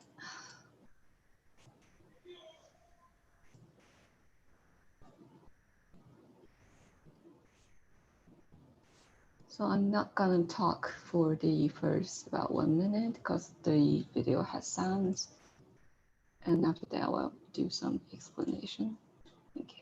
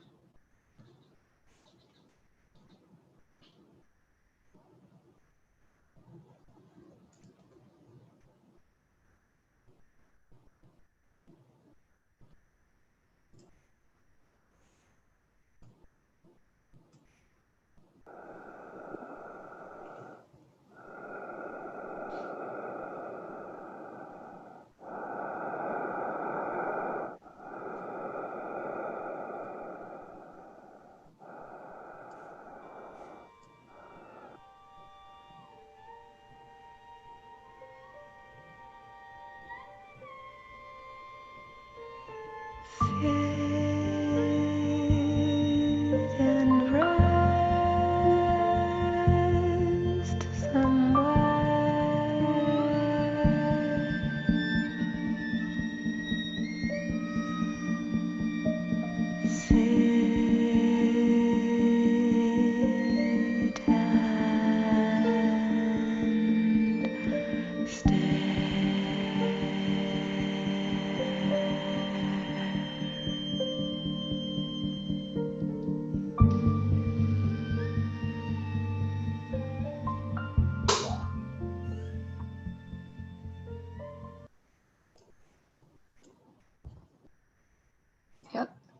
Can anyone hear me? Hello? Yep. Okay, so Yeah, we can. actually, sure. So actually my project is about like the brief enhancement, and the garment is, and there's like some kind of reference I made before, that's the Vesper binary octonum. She's kind of like using biotechniques to like creating a kind of mask that's gonna like help people to breathe better. And another thing I'm studying on is the biofabric. It's by Susan Lee. So what she's doing is actually she's using like a kombucha, like bacteria to like growing the fabric. Then she used it to make some kind of like garments. And the other thing I'm looking on is about like generic enhancement.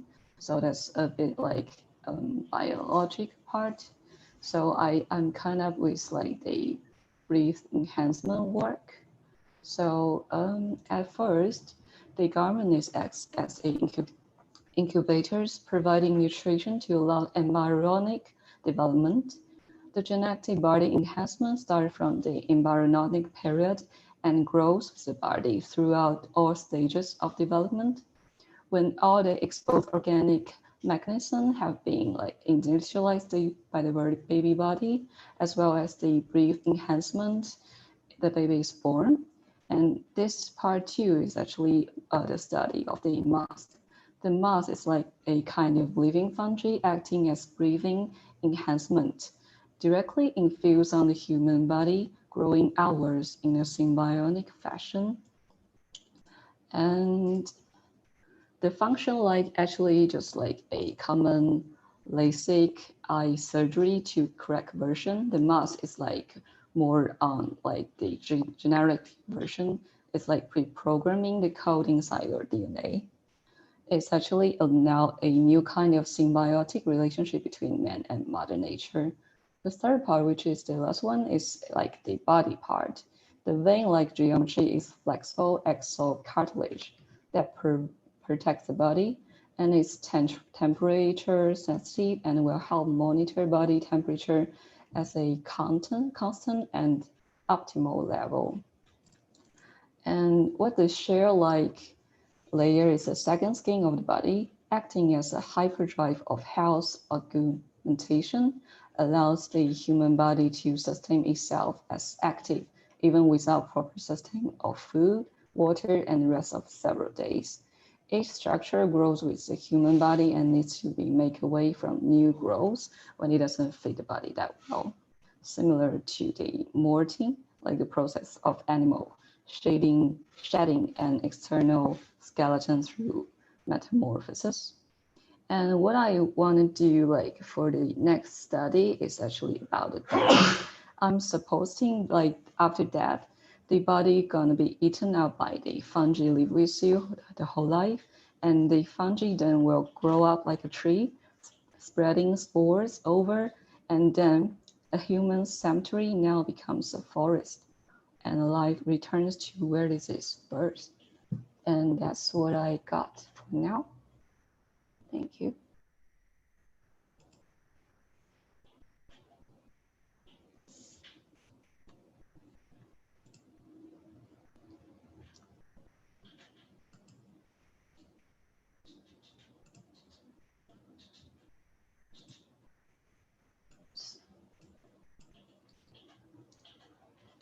I'm wondering, maybe I need a little bit more clarification. Are the suit and the mask supposed to be understood as like separate separate garments of the same system? Well, for now, they are actually, I'm supposed to be like they are a kind of two system, but they are like working together, like the breathing system in yourself and the temperature system in human's body.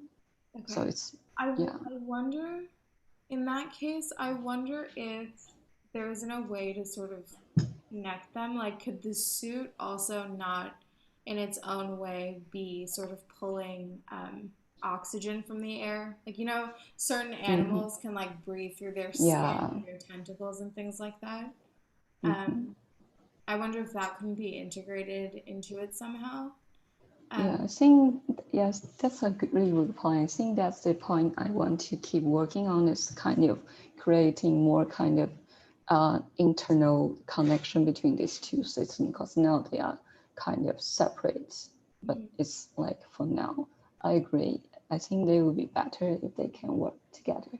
Yeah, and just for the mask, the way you've sort of animated it, which is beautiful, I think it starts to feel less like a mask and more like you're encased, like it's like an egg for your head kind of thing, like it's just encased, right? I think with a mask, like there should be some parts of your face that are still accessible or visible.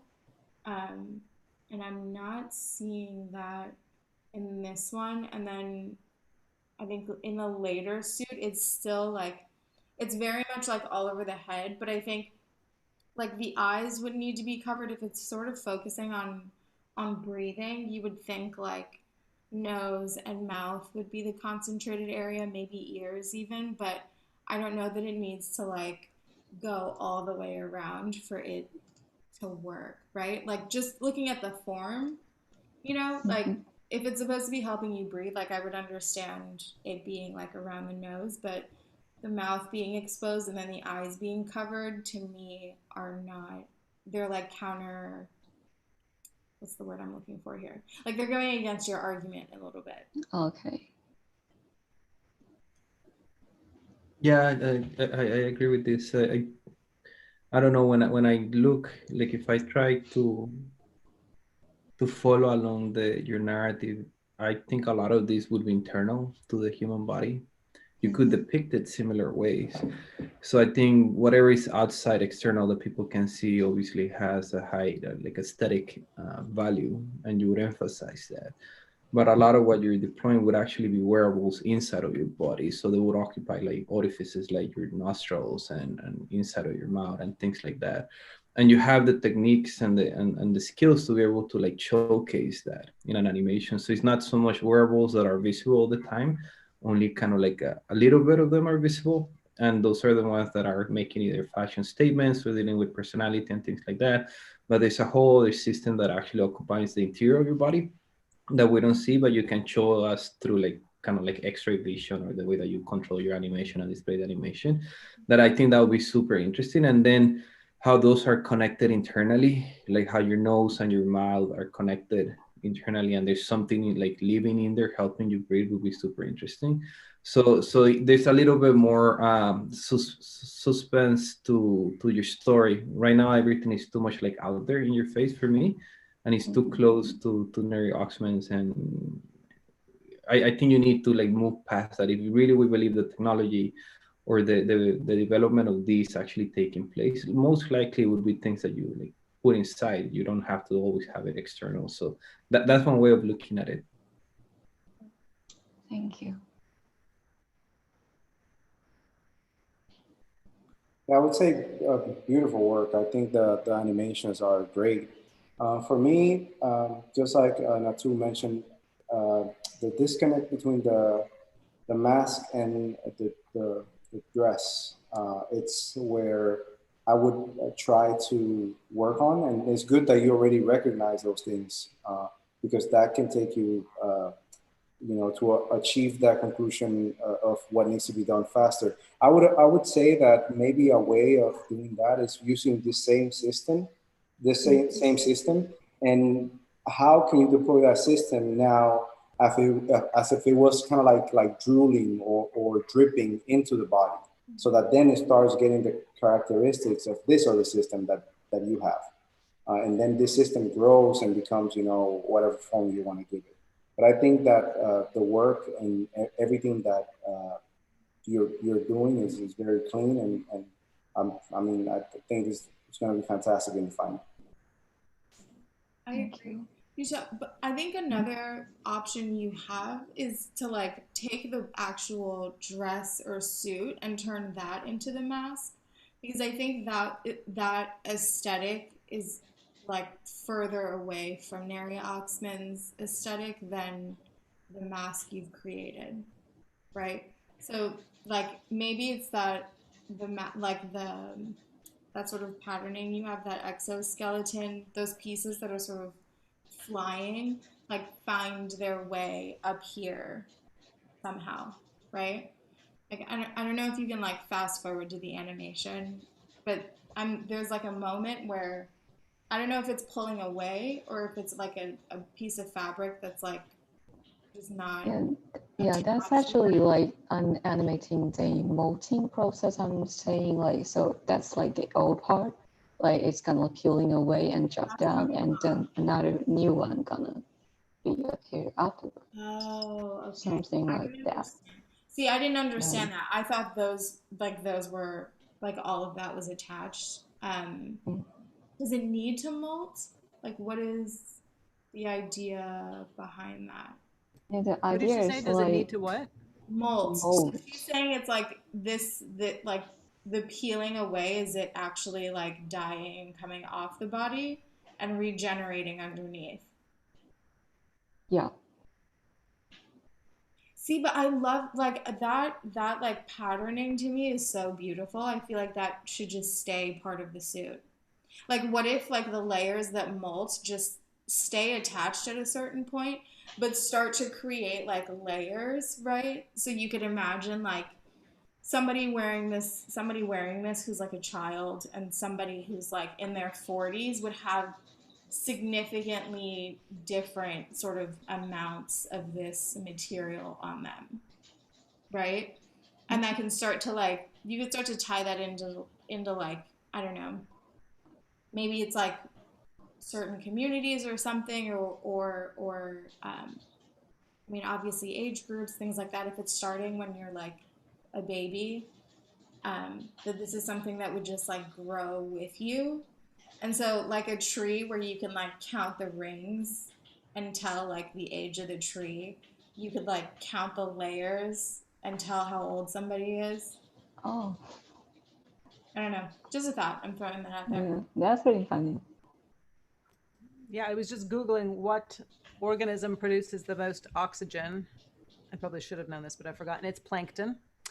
So I don't know. I guess maybe I can't get my I guess I can't get my head around the sort of biomolded synthetic / artificial lung aspect of it. But I could get behind like this thing made of plankton, which, you know, through photosynthesis is like basically off gassing all this oxygen in your face. And so I wonder how necessary it is that you're kind of declaring it's a suit for an environment in which the production of oxygen is really limited, and so we need masks, or if it's enough to have a kind of suit that off gases enough oxygen to offset what is missing in the environment. And then I think by using plankton, it starts to introduce a kind of material or an idea of material fidelity, where you could begin to look at how to incorporate plankton into certain kinds of materials. What did they just like?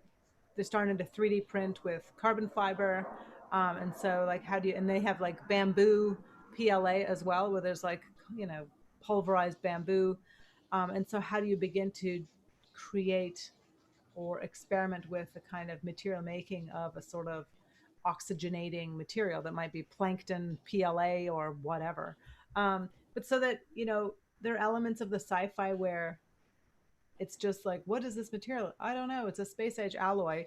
Or there are elements of kind of research that allow, I think, the audience to kind of get on board, where it's like, okay, it's grounded in a sort of quasi science or an understanding of materials and, I don't know, off gassing. so that when we look at the kind of proposal, we can, at least I can, then more easily get on board with how to think it through. And I think Natu's idea of being able to also look at organisms and in their kind of lifespan that may or may would need more or less oxygen, or if you're feeling unwell, or if you've had COVID and your lungs are damaged, right, that you would just have a lot of layers, and it's just kind of producing all of this oxygen. And so it's almost imagining the Charlie Brown, I can't remember which character was always surrounded in a sort of cloud of dust and dirt, but kind of the opposite, where our clothing then kind of introduces this sort of halo of oxygen, which is really beautiful, as opposed to thinking about the cabling and me pulling along my suitcase of oxygen. I really love the idea of this thing being a sort of breathing aid, but thinking about how it can operate in layers or operate in kind of additive qualities, I think is super interesting. But I can't make the mental leap to think about it as embedded under my skin, but I can think about it as clothing alongside the idea of mega layering in order to produce these kind of oxygenating effects. Thank you. Great. I think they're all great comments, Yutao, so we will follow on them. I think we have Nick, our closer for the day. So Nick, are you ready? Hey, yeah. Thank you for your patience, guys. I was trying to see if this animation would finish rendering, but it took a day longer than I thought. Let me share my screen.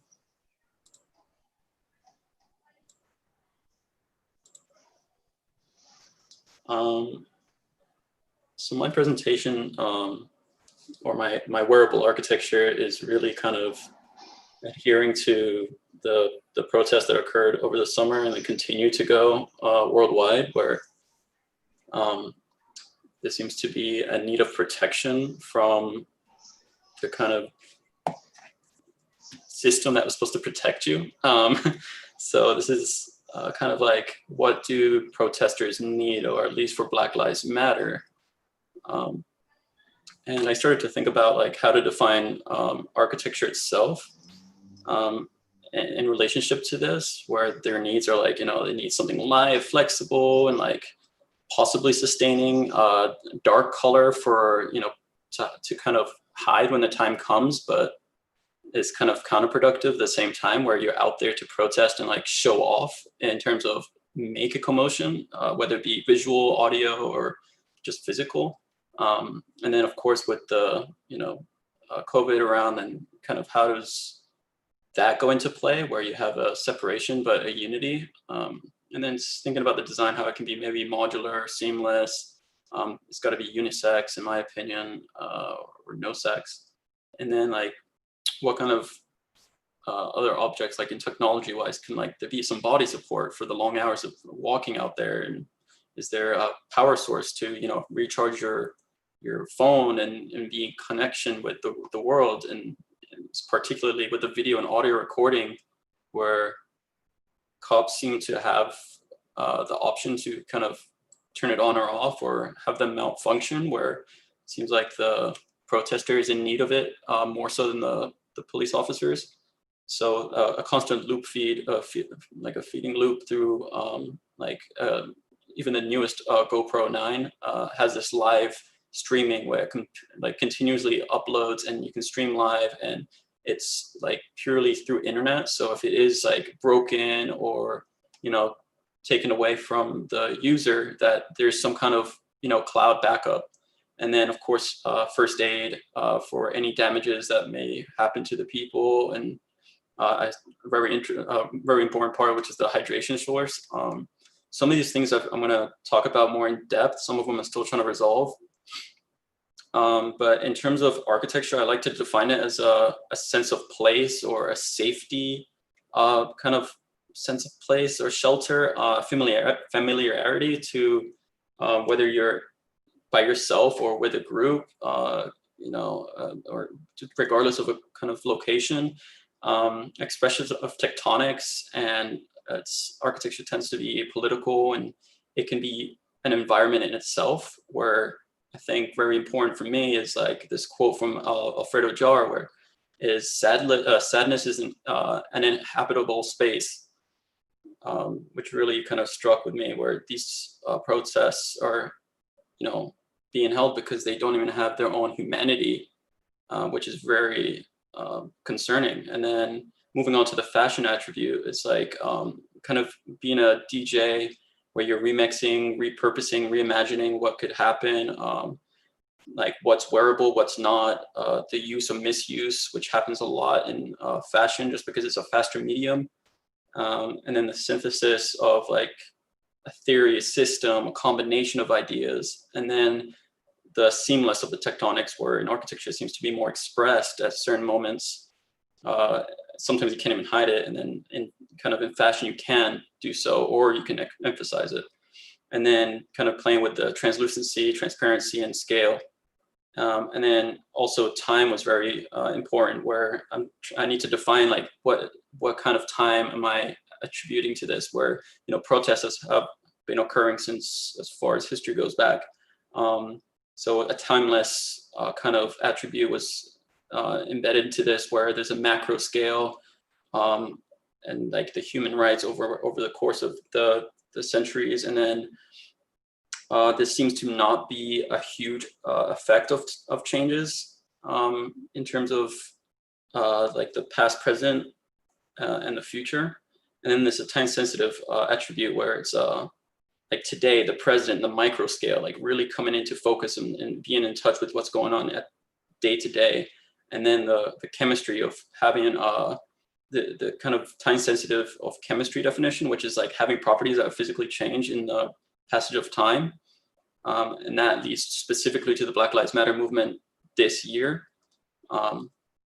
And then going into it, I kind of looked at some inspirations, whether it be technical or any of those other zones I kind of touched on, where whether it be like an expression of design or a composition or fabric, or the movement, where it could be seamless and then rigid at another point, but serve for different purposes, but maybe embedded in the same fabric, where wires, electrical wires, are being expressed aesthetically, but why can't it be aesthetic and functional?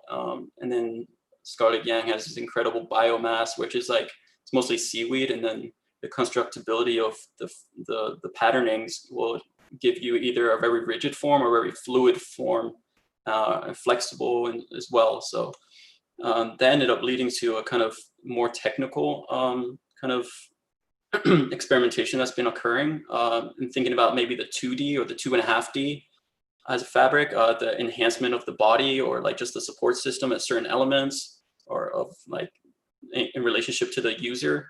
The power source, this one's a solar powered windbreaker. I thought that could be very useful, and it seems very malleable to be utilized in any sense. And then you got this company called Volatech, where they have a graphene jacket. Graphene is like a carbon fiber to the thinnest level. It's still very expensive, but they produced a jacket that is incredibly strong and rigid and light. So it's perfect for stuntmen and for motorcyclists and etc. And then you have a full copper metal jacket, where copper is just naturally antiviral. And then they created a jacket. So basically this is like almost a COVID-proof jacket, where you should wear this whenever you go out, and then just have to worry about maybe your face and your hands. But you never have to worry about, oh, do I need to wash this jacket because it has COVID on it? And then it goes down to the last one, which is another experimental materiality, which is also very rigid and strong, just more developed than the graphene mentioned above. And then you got the design protective gear, which at least here in the bottom, you can see how it's in liquid form. So this can vary from liquid form to a foam to a actual like very heavy, dense kind of block. And they depending on the form they're in, they will react a certain way, where you can, like, say, even with the liquid form, you can bounce a marble off of it when it's on a table. So, and you could still move the liquid around. So the fact that it's reflecting instant physical like damage in my sense is very important. And then you go into the foam, which seems to be a little bit in between. And you got actually the most rigid or more dense is actually the one that absorbs the most. So there's also like a weird a misuse here where you would think the liquid would be the most absorbent, which is actually the most reflective. And then you go into this biocraft, which is CO2 kind of, it takes into the kind of like the carbon cycle of the natural world and does it into a 3D printed artificial mass, which can be integrated into the fabric. And something that I'll be doing is there will be a movement or transition or just a transformation in some sense. And Yin Guo created this flowing water standing time. It just came out this year. And this actually shifts and flows according to the user and what's around them. So all these things led to kind of my design, which goes into, again, what I try to focus on, which is like, how can I create a sense of place or kind of comfort level at an individual scale, and then as a whole in this larger group of protesters, where you can say this actual fabric, which is one unifying piece, then transforms and mutates in different ways depending on how the user is being, attacked or being utilized at that moment, where the like speculative part of it, which be like engaging, expressive, and then the social aspect being like very politically driven, and like how behavioral change is much more emotional. And that kind of what Hernan said in the studio was like, it's pretty tragic that you can, in order to exercise your own basic rights, you need to have a level of protection. So basically the transformation here, going from this, it seemed like a animalistic print, which is, again, like in fashion, it was extracted, like the animal fur was literally ripped off animals' backs and utilized in fashion for both a status symbol, a sense of warmth, and like a textural feel that then transitioned into what you see currently in the contemporary field, which is like, it doesn't matter what fabric it is, there's an imprint of the nature that is no longer being utilized for camouflage like it was in nature, but more so to show off and to be this showstopper in whatever room you're in, just because you will stand out in an urban environment. So that being said, I wanted this to be the neutral state of the cloth, where these protesters will be wearing. This is what it should look like on the everyday kind of non-defensive side of protesting, where everybody should be seen, everybody should be standing out from the urban environment, and then in a whole, it becomes like this massive wall of people that turn into this, it's like almost like a movable, inhabited wall that is camouflage. And then it slowly changes into a more solid and less grid-like structure, but very soft still. And then it transitions to the hardness, where it turns completely black, is now in defensive mode, and it's now hiding from the attackers. So it gives that actual camouflage in the urban environment, which is purely black. The undulations of the texture itself is no longer smooth, but like, I don't want to say crystalline, but it is like undulating enough for like the impacts to kind of like take or absorb or kind of reflect at certain moments. For example, like here I have written like the grid is mostly is a fluid but rigid nodes, where the nodes are AI kind of driven. So here, like the performative acts, the variations of densities, the fixed and fluid behavior, and how it's always in flux, the quasi-molecular electromagnetic fields that is controlled through AI, through the unpredictable, and due to the system of it being run through AI, there's a level of unpredictability where the user isn't even aware of the peripherals except for the frontal gaze. And then AI can kind of assist in that if you're getting attacked from behind or the sides, or even as a group. So there is a little bit of a lack of control, but I think that actually benefits in the design. And then because it's always in a state of transformation from a 2D to a 3D and the in between, it can be location specific, and it changes physically according to impact, and then also the rapid temperature change. So it would get more undulations or more spiky, not spiky, but less smooth once the temperature is an issue, where they're shooting, these pellets or trying to kick these pellets away, or these smoke smoke diffusers that kind of span the groups. And then you can see a little bit of a fur on the certain moments, and that's to indicate a level of air quality change, where whether it be poison or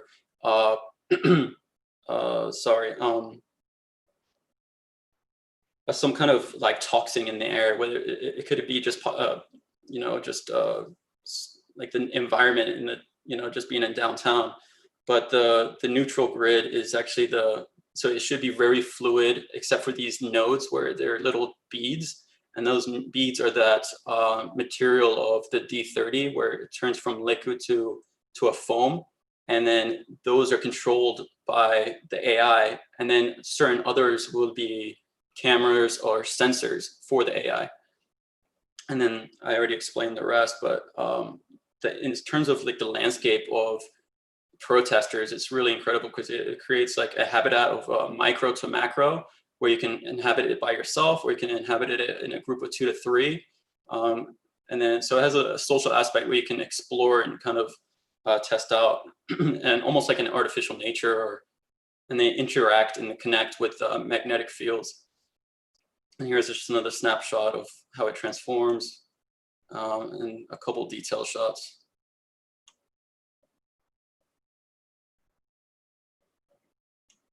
I don't know if I can play this. I don't know. Let's see. I think it runs out before it transitions. Yeah. Anyway, thank you.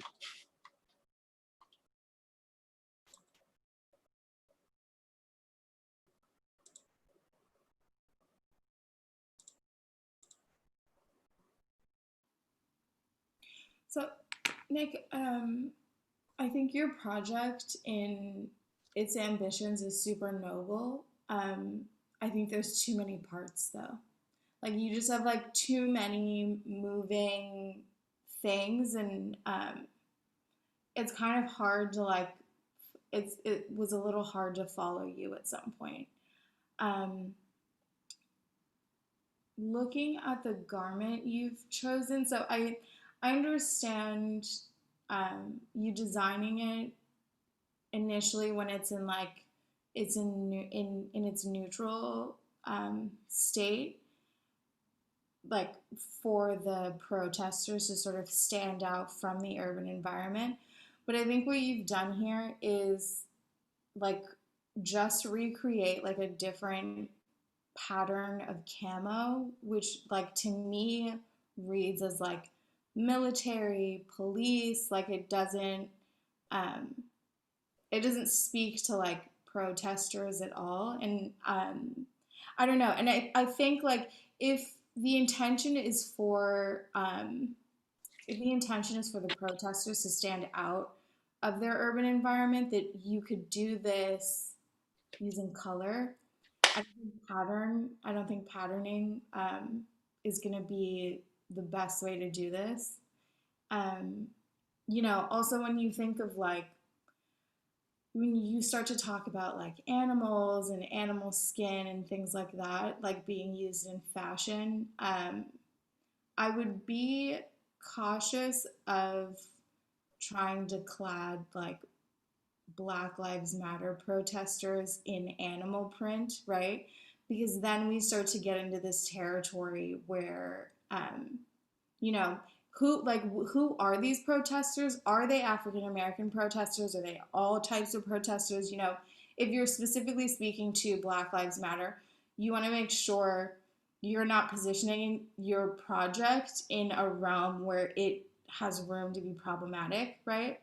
And in using animal print or alluding to like dressing people in animal print, to me that starts to rub me the wrong way a little bit, because you start to like, my mind then jumps to like Black people being treated and traded like animals, compared to animals. Like all of that I think is territory that like you've opened up that you don't want to do, right? So think of like, I mean, there are a million different objects and colors and patterns that are used in everyday life to stand out from the urban environment, right? Like immediately I think like traffic cones, bright orange, what are construction workers wearing when they're on the side of the street? Neon yellow, another neon orange. Like, you know, they're like this like use of camo and like alluding to like animal patterns and prints and things like that, to me speaks to the military. It doesn't speak to protesters, right? Like protests are somewhat organized, right? But they're not organized and militarized, right? And that's where your project is starting to like go in its like visuals, right? Like I know that's not your intention, but the garment you've designed looks like a new age, like futuristic soldier type outfit, right? Like post-apocalyptic, we've banded together, we have to defend ourselves from like aliens or something. Like that's the vibe that this is giving me. Just something to think about. Yeah, like I think there's a layer here that you haven't explored in which camouflaging can be played out through technology. So I don't know what the time frame or the time scenario you're playing out, but if you're thinking about like facial recognition and movement recognition, and you can use the garment as a way to camouflage against technology, that's probably a better approach than using just the visual aspect of it. So there's a lot of artists that actually play or actually do research on that, how they use patterning and different kind of colors and so on to camouflage from technology, not from people. So maybe you can explore a little bit of that. I really like the arm detail. That's what makes it. I think maybe the problem that I have with your project is not the project itself, is the way that you're presenting it. I think the project is successful many levels, but you're presenting it too much kind of like in a gaming scenario in which you're kind of like picking and choosing your world, and this is kind of like the outfit that you get depending on how difficult the world is.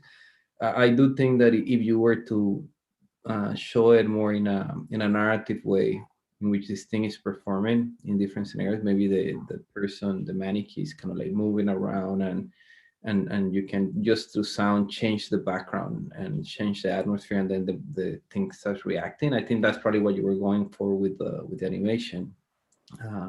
So it is too long to follow. I think I believe everything that you said about the research or all that has gone into this.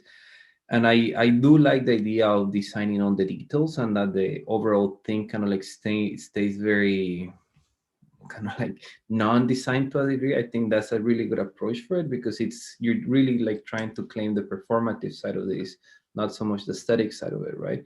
And then when you get into the details, you really see kind of like those beautiful moments with the spikes or the foam or the grid and those things. So you have to look up close.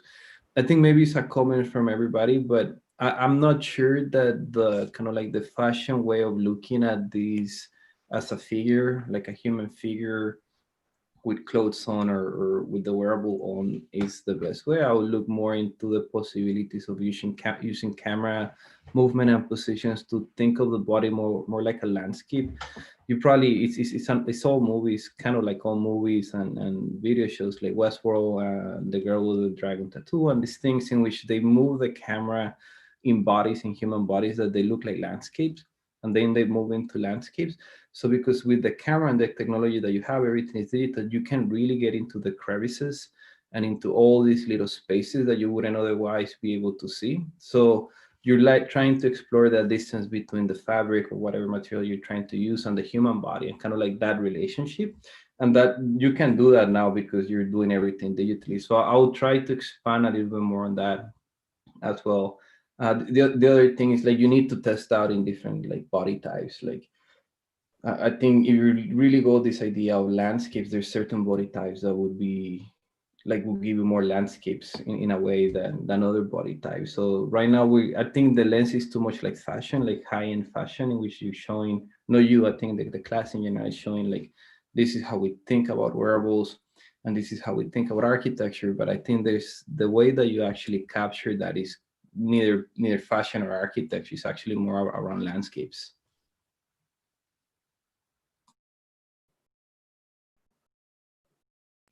Yeah, I totally agree with all comments today. I do want to say just something that would be useful to remember in all presentations going forward. I think you tried to, I guess, word up where the animation wasn't there. So I would say if the animation isn't there, don't replace it with word count, because it's really hard to follow a kind of project through a very long explanation or presentation without the imagery to support it. So I would just in future, like, be brief, be succinct, because when we don't have the sort of imagery to support the words, it's really hard to kind of maintain focus for me. I 100% agree with what Natu was talking about with regard to the print choice and your subject or context. I think that's not necessarily a productive direction to go in. I mean, if you're looking at the issue of, rather than look at animal print, because when I look at them, they don't necessarily look like animal print, they look like camouflage. I mean, maybe that would be the kind of trajectory to go in if you're looking at camouflage, or if you're looking at, I don't really know what the kind of properties of the suit want to be. But I would really question what moment in a protest you are trying to address. Whether it's a political protest, whether it's an attack, whether it's a confrontation, like what is that moment? And what is the suit or the armor or the camouflage or the dazzle painting in the form of clothing going to do for the wearer or for the antagonist or the viewer, right? Because to just, I don't know, begin to appropriate animal print for the purpose of, well, I don't really understand it, but I would be very careful about how you position the project within a particular context. So for me, I found it hard to get engaged past the first slide. But if you're looking at protest clothing, I would look at the Pussy Hat project. I would look at, which is right there. I would look at different kind of protest uniforms or protest identities or protest kind of clothing relationships, and begin to think about where you might eke out a kind of strategy going forward. But that's kind of all I got, because I was sort of hung up on the context. Yeah, Nick, I would, just to give you a lifeline, just look at, send in the chat the work of Chakaya Booker, and she does these things with rubber. So I would imagine your garment that whenever it senses that this danger coming, or somebody's about to hit that person with something, then these things kind of would protrude out, and they will inflate to prevent impact or things like that. So I think that maybe that's a good way of directing the project, so that then it becomes a little bit more on control, because it seems like you want to have control over everything. And I think that one of the advantages of being in the studio is that you're able to speculate and push it as far as you can. I appreciate that. Thank you, guys. It's a really beautiful reference, William. Thanks. I didn't know it.